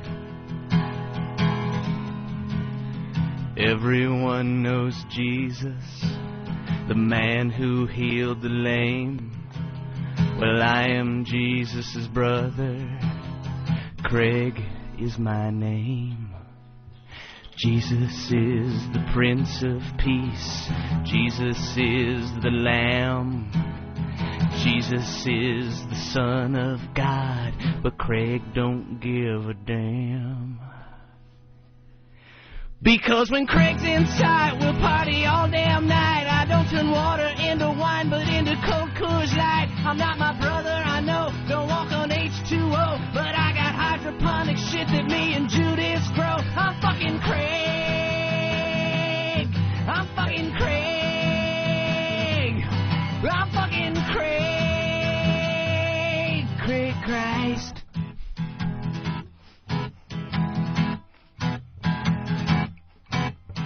I hang out with lepers, Barabbas and Salome. Jesus' friends are called apostles. Those dudes are totally gay. Jesus is the Prince of Peace. No, wait, I already did that line. What is it? Oh, my God. How am I going to replay this a million times on our show? You messed it up. Oh, yeah, I know what it is. All right, go. Jesus performs miracles from Galilee to Rome. But it would be a miracle if it brought a fucking lady home. Because while Jesus is praying, fucking Craig is laying. Every lady in the Testament, you know what I'm saying. I won't die for your sin like my famous kin. But if you got a little sister, then there's room at this end. I'm fucking Craig. I'm fucking Craig. I'm fucking Craig. Craig Christ. Craig Christ. Jesus was our mother's fave. All her love to him she gave. But there's no sibling rivalry when he's nailed to that tree. Yeah. And now the question for you is not what would Jesus do, but where will you be when the Craig machine comes partying through? And if the Lord will allow, you got to ask yourself how and who and why and when and where is your Messiah now? It's fucking Craig. Fucking Craig. Fucking Craig. Fucking Craig. Craig Christ. Craig Christ. Craig Christ. I'm fucking Craig. Yeah, right on, man. Woo! Stephen Lynch on the Opie and Anthony Show. You're listening to the soothing sounds of Opie and Anthony. So sit back, relax, have yourself some herbal tea, close your eyes, and drift away with O&A. Hey, ass pop. Hi. This is great. You dick. Bye. Shut up.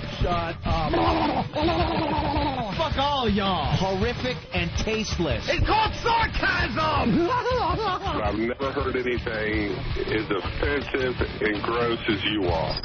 And that's why I'm signing up. The Opie and Anthony Show. Opie and Anthony, XM202. You rule, Bernie. Bernie. No, you do. This one, right? It says on the front. Oh, what Oh, you motherfucker.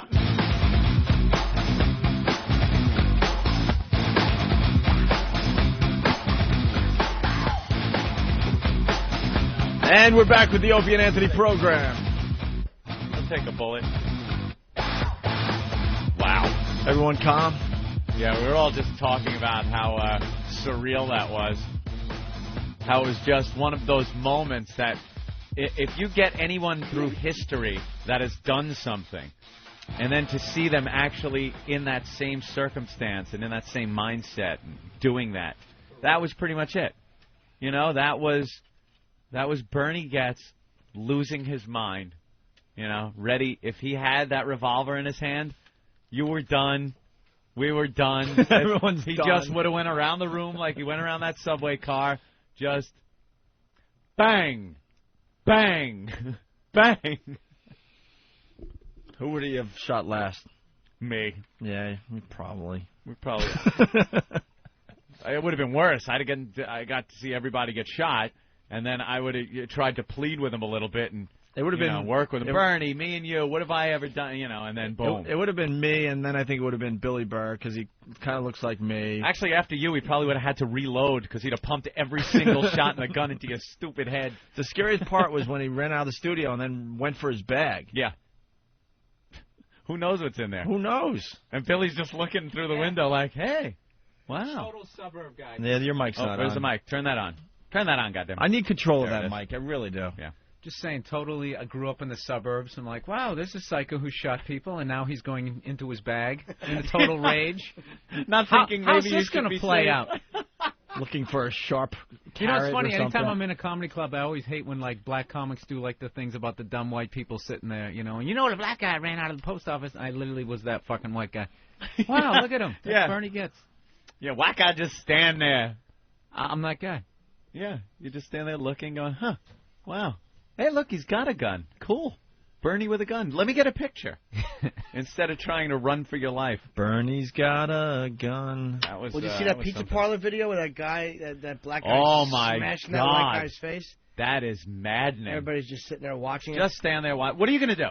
Then again, What would you do if you were in that? There's a video out there. Oh, have you seen it yet? Go ahead. I'm sorry. Big fat black chick, big huge fat big white black guy. The black chick is getting into a little altercation with some guy, looks like an Italian guy, a pizza place. in a pizza place, and she's getting in his face and yelling, and the guy's yelling back at her. Well, her boyfriend, this huge black guy, comes walking in and sees the little thing happening, walks up to the white guy and hit him so hard. I have never seen a punch that hard in a professional fight the way this guy hit this guy. Totally put him out of commission right there, and then just keeps punching him and kicking him and just pelts this guy. The guy didn't go down at first. He knocked him into the door. He hit him like 5 times. He tried to get out of the place, and he was moving in slow motion, bent over. He couldn't function as a human anymore. But it was like 5 other white people around. I mean, and the only thing I'll say is this. It was a one-on-one. It was one guy against one guy, and he wasn't using a weapon. So it's like easy to say, why didn't they jump in? That guy was a weapon. Jesus I probably wouldn't Christ. either. You don't want to get the third man in. And that, I would have jumped in. That video clips I up would've on jumped the clips up on foundrymusic.com. I would absolutely not jump in. That's how people get killed. I don't care. You know something? If that black chick came up and got in my face and started saying, I'd be the biggest pussy. I would do nothing. I'd leave and then just, racial epithets in my car. That's Screaming them at your windshield. But there were like 5 guys there. It's almost like people don't understand the group mentality. If 5 guys jump on one guy, he's going down. I don't care how big he is. If 5 people, but yet everybody just stood there and watched this guy get a beating. I probably would have too. But you know what it is with a gang mentality? Probably. Yeah, you're right. Well, if it was a friend of mine, then I would have felt even worse about watching him get a beating. It's just individuals. You're individuals. It's not a group, Say if it was a gang like the Lords that you belonged to when you were in 6th grade, perhaps then you could all jump in. But as individuals, you don't want to be the guy that jumps in. Come on, guys, let's get him. And then he turns around and starts punching you in the face. Oh, my God. I'm watching the video right now. Yeah, look at the one fat white guy. He won't even look at the altercation. No. I want to see. He's waiting for his pizza. Yeah, rewind that. Yeah, the one guy looks kind of like Big Kev, to be honest with you. Yeah. Look at this punch. This is go on, over there. This is on foundrymusic.com. You just punch in this punch is so pizza hard. parlor brawl, and they'll come up in the search engine. See the black chick's in the guy's face. Yep. Then her boyfriend comes over and just clocks this guy. Hard punch, man. Oh my God! Oh! Oh, and look at him. He's trying to get out the door. Nope. Come back here, motherfucker. This guy pulls him back in and just... Uppercut. Then, when all is said and done, he's laying on the floor, he takes his wallet and cell phone. Did he take his wallet? Yep. Robbed them.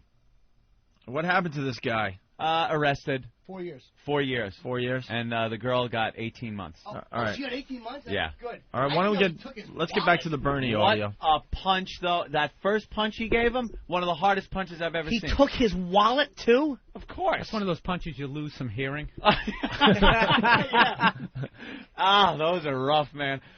Bong! Yeah, it's over. All right, Hey, Scumbag. Of course he's going to take the wallet. We got the audio. We got the audio of Bernie. So Bernie was getting ready to leave, and he was obsessed with finding his CD. Yeah. That he brings in these CDs with music on them, and they're little cheap little CDs that you just burn on your computer. They're his, though. Well, right, his exactly. CDs, Opie. It didn't look that important, so I thought I'd have some fun with him, and this is what happened. This one, right? Oh, it says on the front. Oh, what are you motherfucker! Tony, you're asking for trouble. Tony. Oh, Bernie, sit down! I didn't hear him say you're asking for trouble. You're asking for trouble. You wouldn't like me when I'm angry. I didn't hear that part. You're asking for trouble. Let's hear that again. This one, right? Oh, it says on the front. Oh, what are you motherfucker! Tony, you're asking for trouble. Tony. He's coming over. Oh, Bernie, sit down. Sit down. Oh, my God. Wait. He's really mad. He's mad. You pissed off Bernie Getz. All right, get over there. Get over there. It's getting hot in here. It's getting hot in here. It's getting real hot in Bernie, here. you don't have to take that. You don't have to take that, Bernie. All right, sit down. Stand up for your rights, Bernie. Sit down, Bernie. Sit down. It's okay. It's okay, Poe. It's okay. It's okay. Poe, it's okay. Poe, it's okay. Poe, it's okay. All right, have Bernie sit down. Take a seat. Let's all calm down. That's all right. Yeah. Hand over that fucking CD. Oh, you're going to have another. You lunatic. All right, Bernie. Oh, he's fine, Poe. Poe, he's fine. You tell him to relax. Tell him. Yeah, everyone just relax. Everybody relax. All he did was take the CD out. I mean, Yeah, Fuck you. Keep the CD. I won't be here again. Burn it!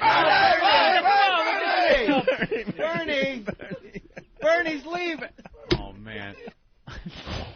Wow, that's a Fuck little, you! that's Keep a little, your CD! That's a little creepy to listen to. Wow. I didn't hear all that when it was going down. Quite the hullabaloo. Oh, man. He's lost his I mind. noticed you didn't punch him like Paul Bond. No. Well, no, I didn't want to punch him. You're asking for trouble. You're asking for trouble. Yeah, that's For great. me. You know who I am. All right. Well. Wow. What do you say after that? That was a good one. Well, we have a new Ramon promo, Anthony. Ramon. We kind of started the show with the whole Ramon thing. Where's Steve? Is this one of Steve's? This is a real, brand new Ramon promo from the master himself, Steve. Great. We played about, if you're just tuning in the show, during the replay, we have like 13 Ramon promos that the listeners made in honor of Steve and his Ramon promos. Hi, Steve. Where were you when all that was going down? You used to be the guy. Steve used to be the guy, remember it? No, you know what? When I heard it, Danny and I went running in with the camera. I heard it 8 seconds after. I heard it 8 seconds after it went down, and that's when I came in. Oh, the camera was already out of here? Yeah, the camera was already gone, so we only caught the tail end of it. Oh, that stinks. I know, so we're going to instill a new rule that says the camera stays in the producer's booth at all times, so whoever's anywhere near it. But I heard it 8 seconds after. That stinks. You would have had some great video. I know. My friend. That's what pisses me off royally. That had nothing to do with security. In the future, when somebody snaps, yeah, make exactly. sure that we videotape it. If you're gonna be shot, we need to get it on video. That's great video. I'm sorry I missed it. Well, all right. Yeah, good job with the camera, Squark Cakesy. So, a brand new Ramon promo. Huh? That's right. This is the one that Jimmy and I wrote over dinner in L.A. That's right.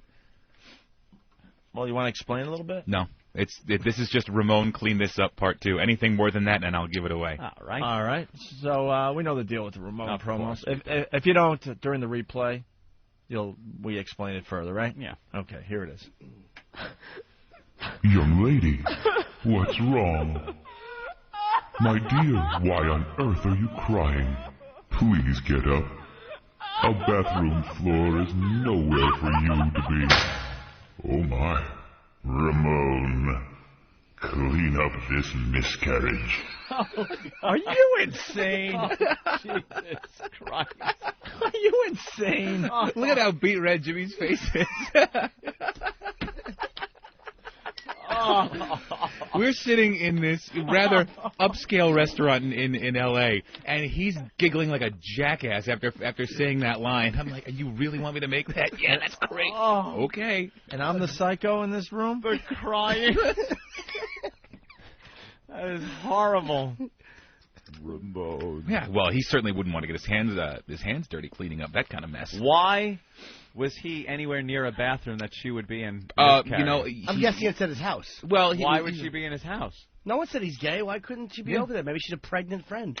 Yeah, he Maybe didn't she's a niece. he didn't really know her because he said young lady. Yeah, you know what? I'm going along. He's in some kind of public setting and stumbles across. Why would he be in a girl's room though? Hears crying outside in the hall. Walks in. See, I think he knows her because young lady could be a way you address.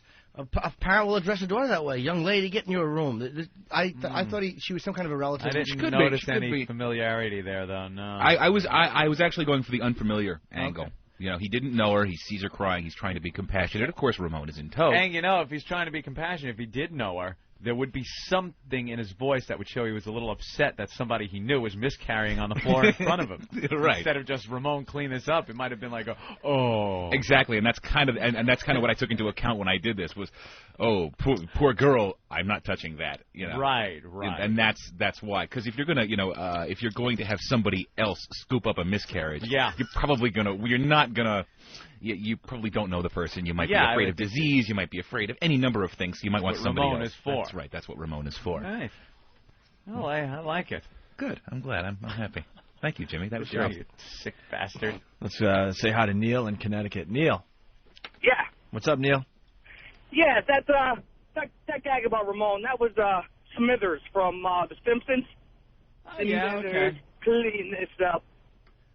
All right, Neil, thank you. And no, it is not me playing with the poker chips. One guess who could be playing with poker chips and fiddling and scraping yogurt cups and making any other noise on the air. Who could it be? He's constantly I got a new tapping. game, though, Anthony, and you're going to love it. What is it? Well, I roll the poker chip, right? Yeah. If I do it just right, it rolls right back. Oh, very good. You just did it. That's the new game? Is that what everyone's hearing now on the air? Yes. They have to live through your little game, hearing tick, tick. Believe me, Bernie and I are very similar. Yeah, I know. All right? There's a lot I, too, have a psycho factor in my head. I just don't shoot people. Oh. All right. What's wrong, Ben? All right. Did he? Yeah, okay. Anyway. I know he's got to call Bernie later or somehow get in touch with him, an email maybe. Yeah, there'll be some emailing after today's episode. We got to smooth that Billy over. Burr in studio. Yes. He picked a great day to come here. Yeah, exciting. How often do you see that? Who do you guys have in tomorrow? Son of Sam. That would be good. Yeah, we got Wayne Williams. We're going to bring some children in. Son of Sam, you got a little dog sitting there. What's it saying? What's he saying? What's he saying? Was that cool, Ben? What? That was a good segment, right? Which segment? Bernie? Yeah, the Bernie thing. That's great. He wants to kill you now. He was pissed. I think we smooth things over in the I don't know. I think he holds on to stuff like that. You think? Yeah, stuff builds up. Yeah. But he knew you didn't break his CD, so it's not a problem. You didn't break his thing. If you went home and he had a broken CD, then I think he would obsess about that all night long. You guys are like thinking logically. You're applying logic to and we shouldn't. All right. Not where Bernie's. Do we have time to get into Gangsta Fag? Yeah, I want to hear what this is. This was from Joe Rogan, right? Yeah, Joe Rogan helped out the show while we were in L.A., and he goes, guys, now that you're on satellite radio, I got the perfect thing for you, because they can't play it on regular radio. He's obsessed with this thing. It's called Gangsta Fag. Gangsta Fag. Some gay black guy, right? Yeah, I guess. He is. And he writes rap songs like, you usually hear the rap guys talking about bitches. Having sex with the bitches. But this guy, the disrespecting, But this guy does the same type of music, but he's rapping about other men and ass fucking them. What, you listen to this? No, that's what Joe Rogan said. Oh, okay. All right, well, here's a track called... Yeah, I own all of his albums. Here's a track called He Wants It. He Wants It. But wants is W-A-N-T... Z. That's right. Yeah.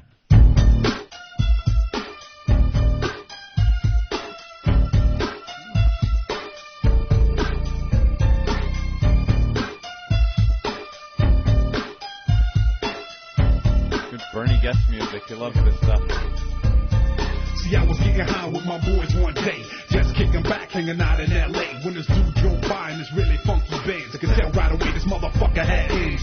Was a white dude, about 30-something, kept staring at me, yo, like he wanted something. He called me over and he asked for directions. I saw his dick was hard, so I peeked his card. I said, you lying, you know you ain't lost. You wanna suck my dick while I'm jacking you off? And he said, oh no, it must be a mistake. I got a wife and a kid and I'm very, very straight. So I said, take my number and my name. You can call me up when you're sick of playing games. As I walked away, yo, I knew he would call. Cause if you see one fag, then you see them all. He wants it. So what the fuck you think? He needs it. So what the fuck you mean? He wants it. Cause if you see one fag, now you see them all. He wants it. So what the fuck you need? He needs it. So what the fuck you think? He wants it. Cause if you see one fag, then you see them all. So I knew that he'd be climbing the wall. 1 week later and he finally called. He said his family's gone for a week or two, and he was really bored and needed something to do. So I drove to his crib up in Beverly Hills, a bomb-ass house worth a couple of mils. He said he wasn't gay, he just wanted to check. And a half hour later he massaging my back. In his wife's room, he gave me some head. Went in the next room, fucked on his kid's bed. Fucked and we fucked like bitches in heat. I came on his face and all over the sheets. I knew that I was done when I started getting soft. I grabbed the kid's toy and I wiped my dick off. He was still trying to recover. I'm dressed in the mouth as my car burns rubber. So what the fuck you think? So what the fuck you need? Cause if you see one fag, then you see them all. On the kid's bed? So what the fuck you think? So what the fuck you need? Cause if you see one fag, then you see them all. The dick was so good that he just couldn't pass up. So hold that week, yeah, I'm tearing that ass up. Cause he loved to ride him and he loved to suck him. And after I was done, I let my homeboys fuck him. Now his punk ass calls me every day. I told him we were through, then he said he would pay. So now twice a week I'm getting paid to tap him. He laced me with the cash and the Visa Platinum. 1 month later and the cat's out the bag. Cause this motherfucker started dressing in drag. But I did my thing and I had my fun with him. It's time to cut him off because I'm done with him. Crying like a bitch and he's starting to beg. He's falling on the ground, holding on to my leg. Screaming, don't leave, please twist it, G. But this is what you get when you fuck with me. Ha! Yeah, you're a real So what the fuck you You're a think? real tough guy. So what the fuck you need? Cause if you see one fag, then you see them all. So what the fuck you need? So what the fuck you think? Cause if you see one fag, then you see them all. This is Tom's wife. Tom is not gay, okay? I want you to stay away from Tom. He is not gay. We have a family and a son. And we have a life together. You stay away from you, son of a bitch. Ramon, clean that black man's jizz off our sheets.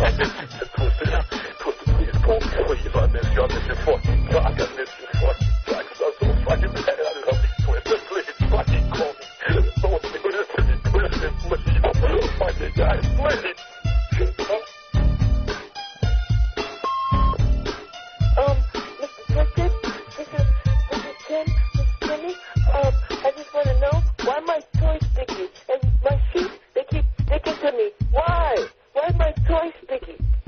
Oh, man. Okay, terrific. Toy's sticky. I love the line where he goes, I grabbed the kid's toy and I wiped my dick off. my dick with it. Great. Could have been mixed a little bit better, though, don't you think? Tax kind of kind of you gotta look Wesley at the Willis. you gotta look at the producer on that. You Yeah. just want to Yeah. listen to it. I think we got it on that one. Let's call it a night. I think we're going to just do one take today. Tax cuts from Whackbag. Break this CD. So this is what Rogan listens to. Lieutenant Thompson from Whackbag. We fucking get it. Yeah, when it keeps going, it's like, oh. All right, well, why don't we? Painful. All right, well, there's a couple more tracks. Why don't we just kind of just give the people a sample, Anthony? A little sample up to the chorus. Yeah, why not? This is called Closet. Yeah.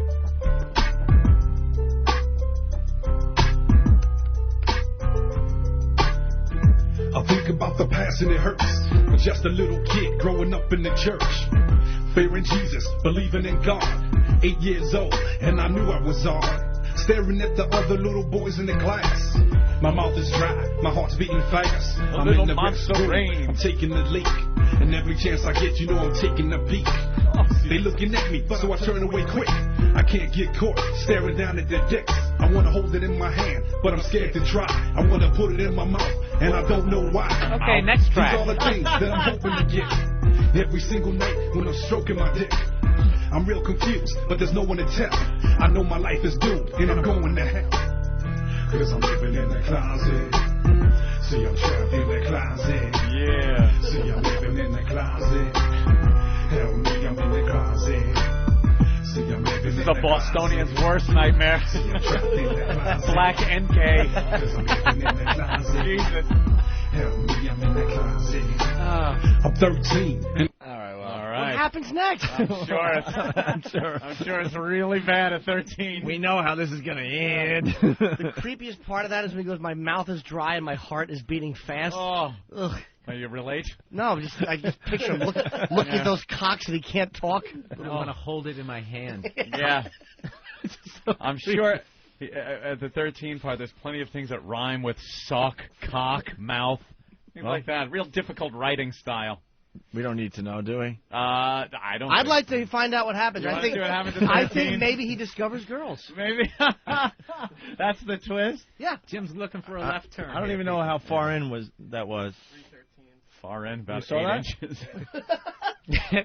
All right, let me see. It's probably no. somewhere in here. Let's see. All right. All right, We're let's not try at this. 13. there's no one to tell. I know my life is doomed, and I'm going to hell. Cause I'm living in the closet. Alright, yeah, he's living in the See, I'm closet. trapped in the closet. See, I'm living in the closet. Help me, I'm in the closet. See, I'm living in the closet. Motherfucker! Trapped in the closet. Cause I'm living in the closet. Here we go, boys and girls. Help me, I'm in the closet. I'm 13, and it's all getting worse. I'm going through puberty, and this shit is a curse.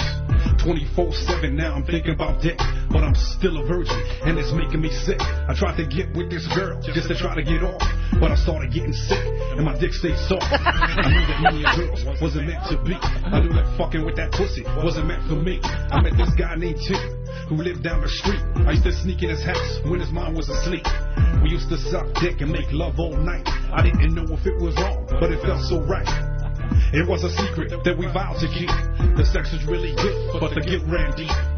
The truth was, I was in love with a man, and it was something that this world could never understand. Cause I'm Living in the closet. All right, are There we you done? Go. He gets laid. There you go, Jimmy. I was on the right track, though. I think you were wrong there. We're done, right? Oh, he discovered girls. He did discover girls. He didn't like it, though. All right, well, Right. apparently Tim had some good dick. How was I supposed to know? Yeah. Fade this out. Yeah, let's, You can't help but wonder what's going to happen next. Oh, gee, I wonder. Could it be a dick in an ass? Maybe he goes to college and outgrows it. Cause I'm a victim of my fate. Because this world ain't right. I think he's going to get cured. And some days I just stay high and watch the Thank God his father left when he was a baby, right? But I still refuse I'm still to assuming. cry because this world ain't right with me. One day, me and Tim got caught, and the consequences was worse than I thought. My parents threw me out, and I got disowned. Now it's me against the world, and I'm all alone. They cursed me out, and they called me a fag. I left with all my clothes in a plastic bag. I learned the streets can be cold and vile, and believe me, if you're gay, then it's twice as wild. I fought a lot, I've been stabbed and shot. Motherfuckers trying to kill me, cause I don't like twat. In no time I learned to ride for mine, and not to give a fuck if you like my kind. I'd rather be dead than be living a lie, and I'm gonna be a fag till the day that I die. So now they got me not giving a fuck, and I'm saying fuck the world, and I'm living it up. Cause I'm living in the closet. All right. Yeah, living in the closet. I wonder who caught him and Tim. Because I don't like twat. I know. Who caught him and Tim? And why'd they have to tell his folks? There's 3 more tracks. Tattletale. One of what are the names? Well, the next one's called The Faggots. The Faggots? A new sitcom? A little taste of the faggots? No. Can you please put it in some other way? This guy doesn't have much of a range, does he? He's kind of a one-trick pony here. Yeah. It's Always gangsta. sucking some dick. Gangsta fag, everyone. I was sucking some dick. Yeah.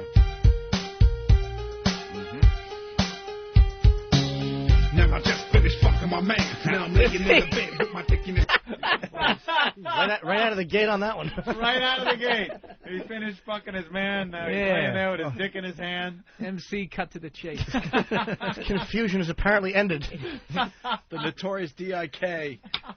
Oh, wow. That's how they spell it in the hood. All right. All right. Now I'm laying in the bed with my dick in his hand. I fucking hand. He gets up and he says he's thirsty. He's going to the store to get a 40-year-old eat. He kissed me and told me I'll be back. I laid the fuck down and started taking a nap. I passed the fuck out cause I'm tired like a mother. That's when I heard her scream in the car burning rubber. I grabbed my gat and I ran outside. I saw my baby on the ground and they beating him down. They had him outnumbered 1 to 8. They calling him a fag and they kicking his face. I point my gat and I'm letting it spit. And I don't really care, give a fuck who I hit. They jump in the car, now they run like bitches. The dead motherfuckers just dug their ditches. Run from the faggots, run from the faggots. You know it's worth it, G. Little Cypress Hill there. Yeah. Run from the faggots. I guess you picked the wrong fucking fag to fuck with. Run from the faggots. Run from the faggot. Insane in the membrane. Insane in the membrane. Insane in the brain. Now my bull's in the hospital. Do you think they get away? That's impossible. Cause I'ma terrorize them like a gang of A-raps. Cause they picked the wrong fucking fag to gay bash. I know who they are cause I've seen them before. And now you know it's time for me to settle the score. So I call my dogs and we hit the streets. Figure out how to fuck the guy in ICU. Is that what we get next? And I'm rubbing his balls. He's in life support, and I dick him in the ass. Is there a market for gay rap music? I don't think so. There was remember, you know Curtis from Caroline's? He's a black waiter who's very gay and happy about it, and was rapping too. He had this idea a long time ago. He never went through with it. With all this type of he was actually really good. He did some of his lines. He was fucking hilarious. I don't know if he ever pursued it. Huh. All right. What's next on the? Well, we have one more. I guess it's called "If You Want." And then there's a song. Want. And then there's a song called That Eminem. whole book out, the Download Brothers. The Download Brothers. Oh, right. Yeah. I figured maybe this is their music. For the Download Brothers. They keep it on the down low. Yeah, they act like they're straight, but they're actually gay. And they go out and they have sex with each other, and then they, in front of other people, they're with hot They're thugs, chicks, and they're thugs. Yeah. Here's "If You Want." Yeah, that's really what good the beat. fuck I'm talking about. Yeah. Anybody want to guess on subject? What's it called? If You Want.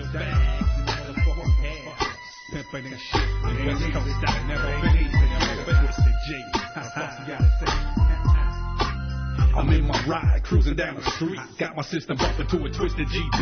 It's early in the morning and I'm smoking a bud. I'm horny as a fuck and I need me a stud. I got this chick asking me for a ride, but I let her know quickly that I'm strictly dickly. I said I'm sorry, I can't help you, miss, cause a faggot like G don't be fucking with fish. She gets upset and she flipping me off, cause her saggy ass chicks don't be getting me off. I just laughed as I drove right by, cause I don't give a fuck cause I'm so high. I think about this dude that I fucked last night, and how his dick was big and his ass was tight. Sucking on my cock like a candy cane, rubbing on my balls and fucking out my brains. Then I came in his mouth, I put my clothes on and I broke the fuck out. You keep it real cause I know my type, cause a nigga like G lived a twisted life. I keep it real and you know my type. A nigga like G lived a twisted life. So if your dick is big and your ass is tight, then you can get with me and we can fuck all night. I keep it real and you know my type. A nigga like G lived a twisted life. So if your dick is big and your ass is tight, then you can get with me and we can fuck all night. I bet he finds the guy. Cruising down Hollywood Boulevard, I'm still high. I think he's gonna get lucky. Really hard. I'm watching male hookers as I'm driving past. Fuck that shit, I ain't paid for ass. I make a you and I'm about to go home. That's when my boy called me on the cellular phone. He says he got some guys hanging at the house and talking lots of shit like they can turn me out. I asked if they were fine and he said hell yeah. I made a U-turn and told him I'll be there. Rolling on my G's, now I'm on my way. I stopped by the store to grab some Alizé, cause you know me, yo, I must come right. And if I got a buzz, then I can fuck all night. I keep it real and you know my type, cause a nigga Somebody's like probably just tuning in right now and they think that this is the station. Listen to that Gangsta fag station.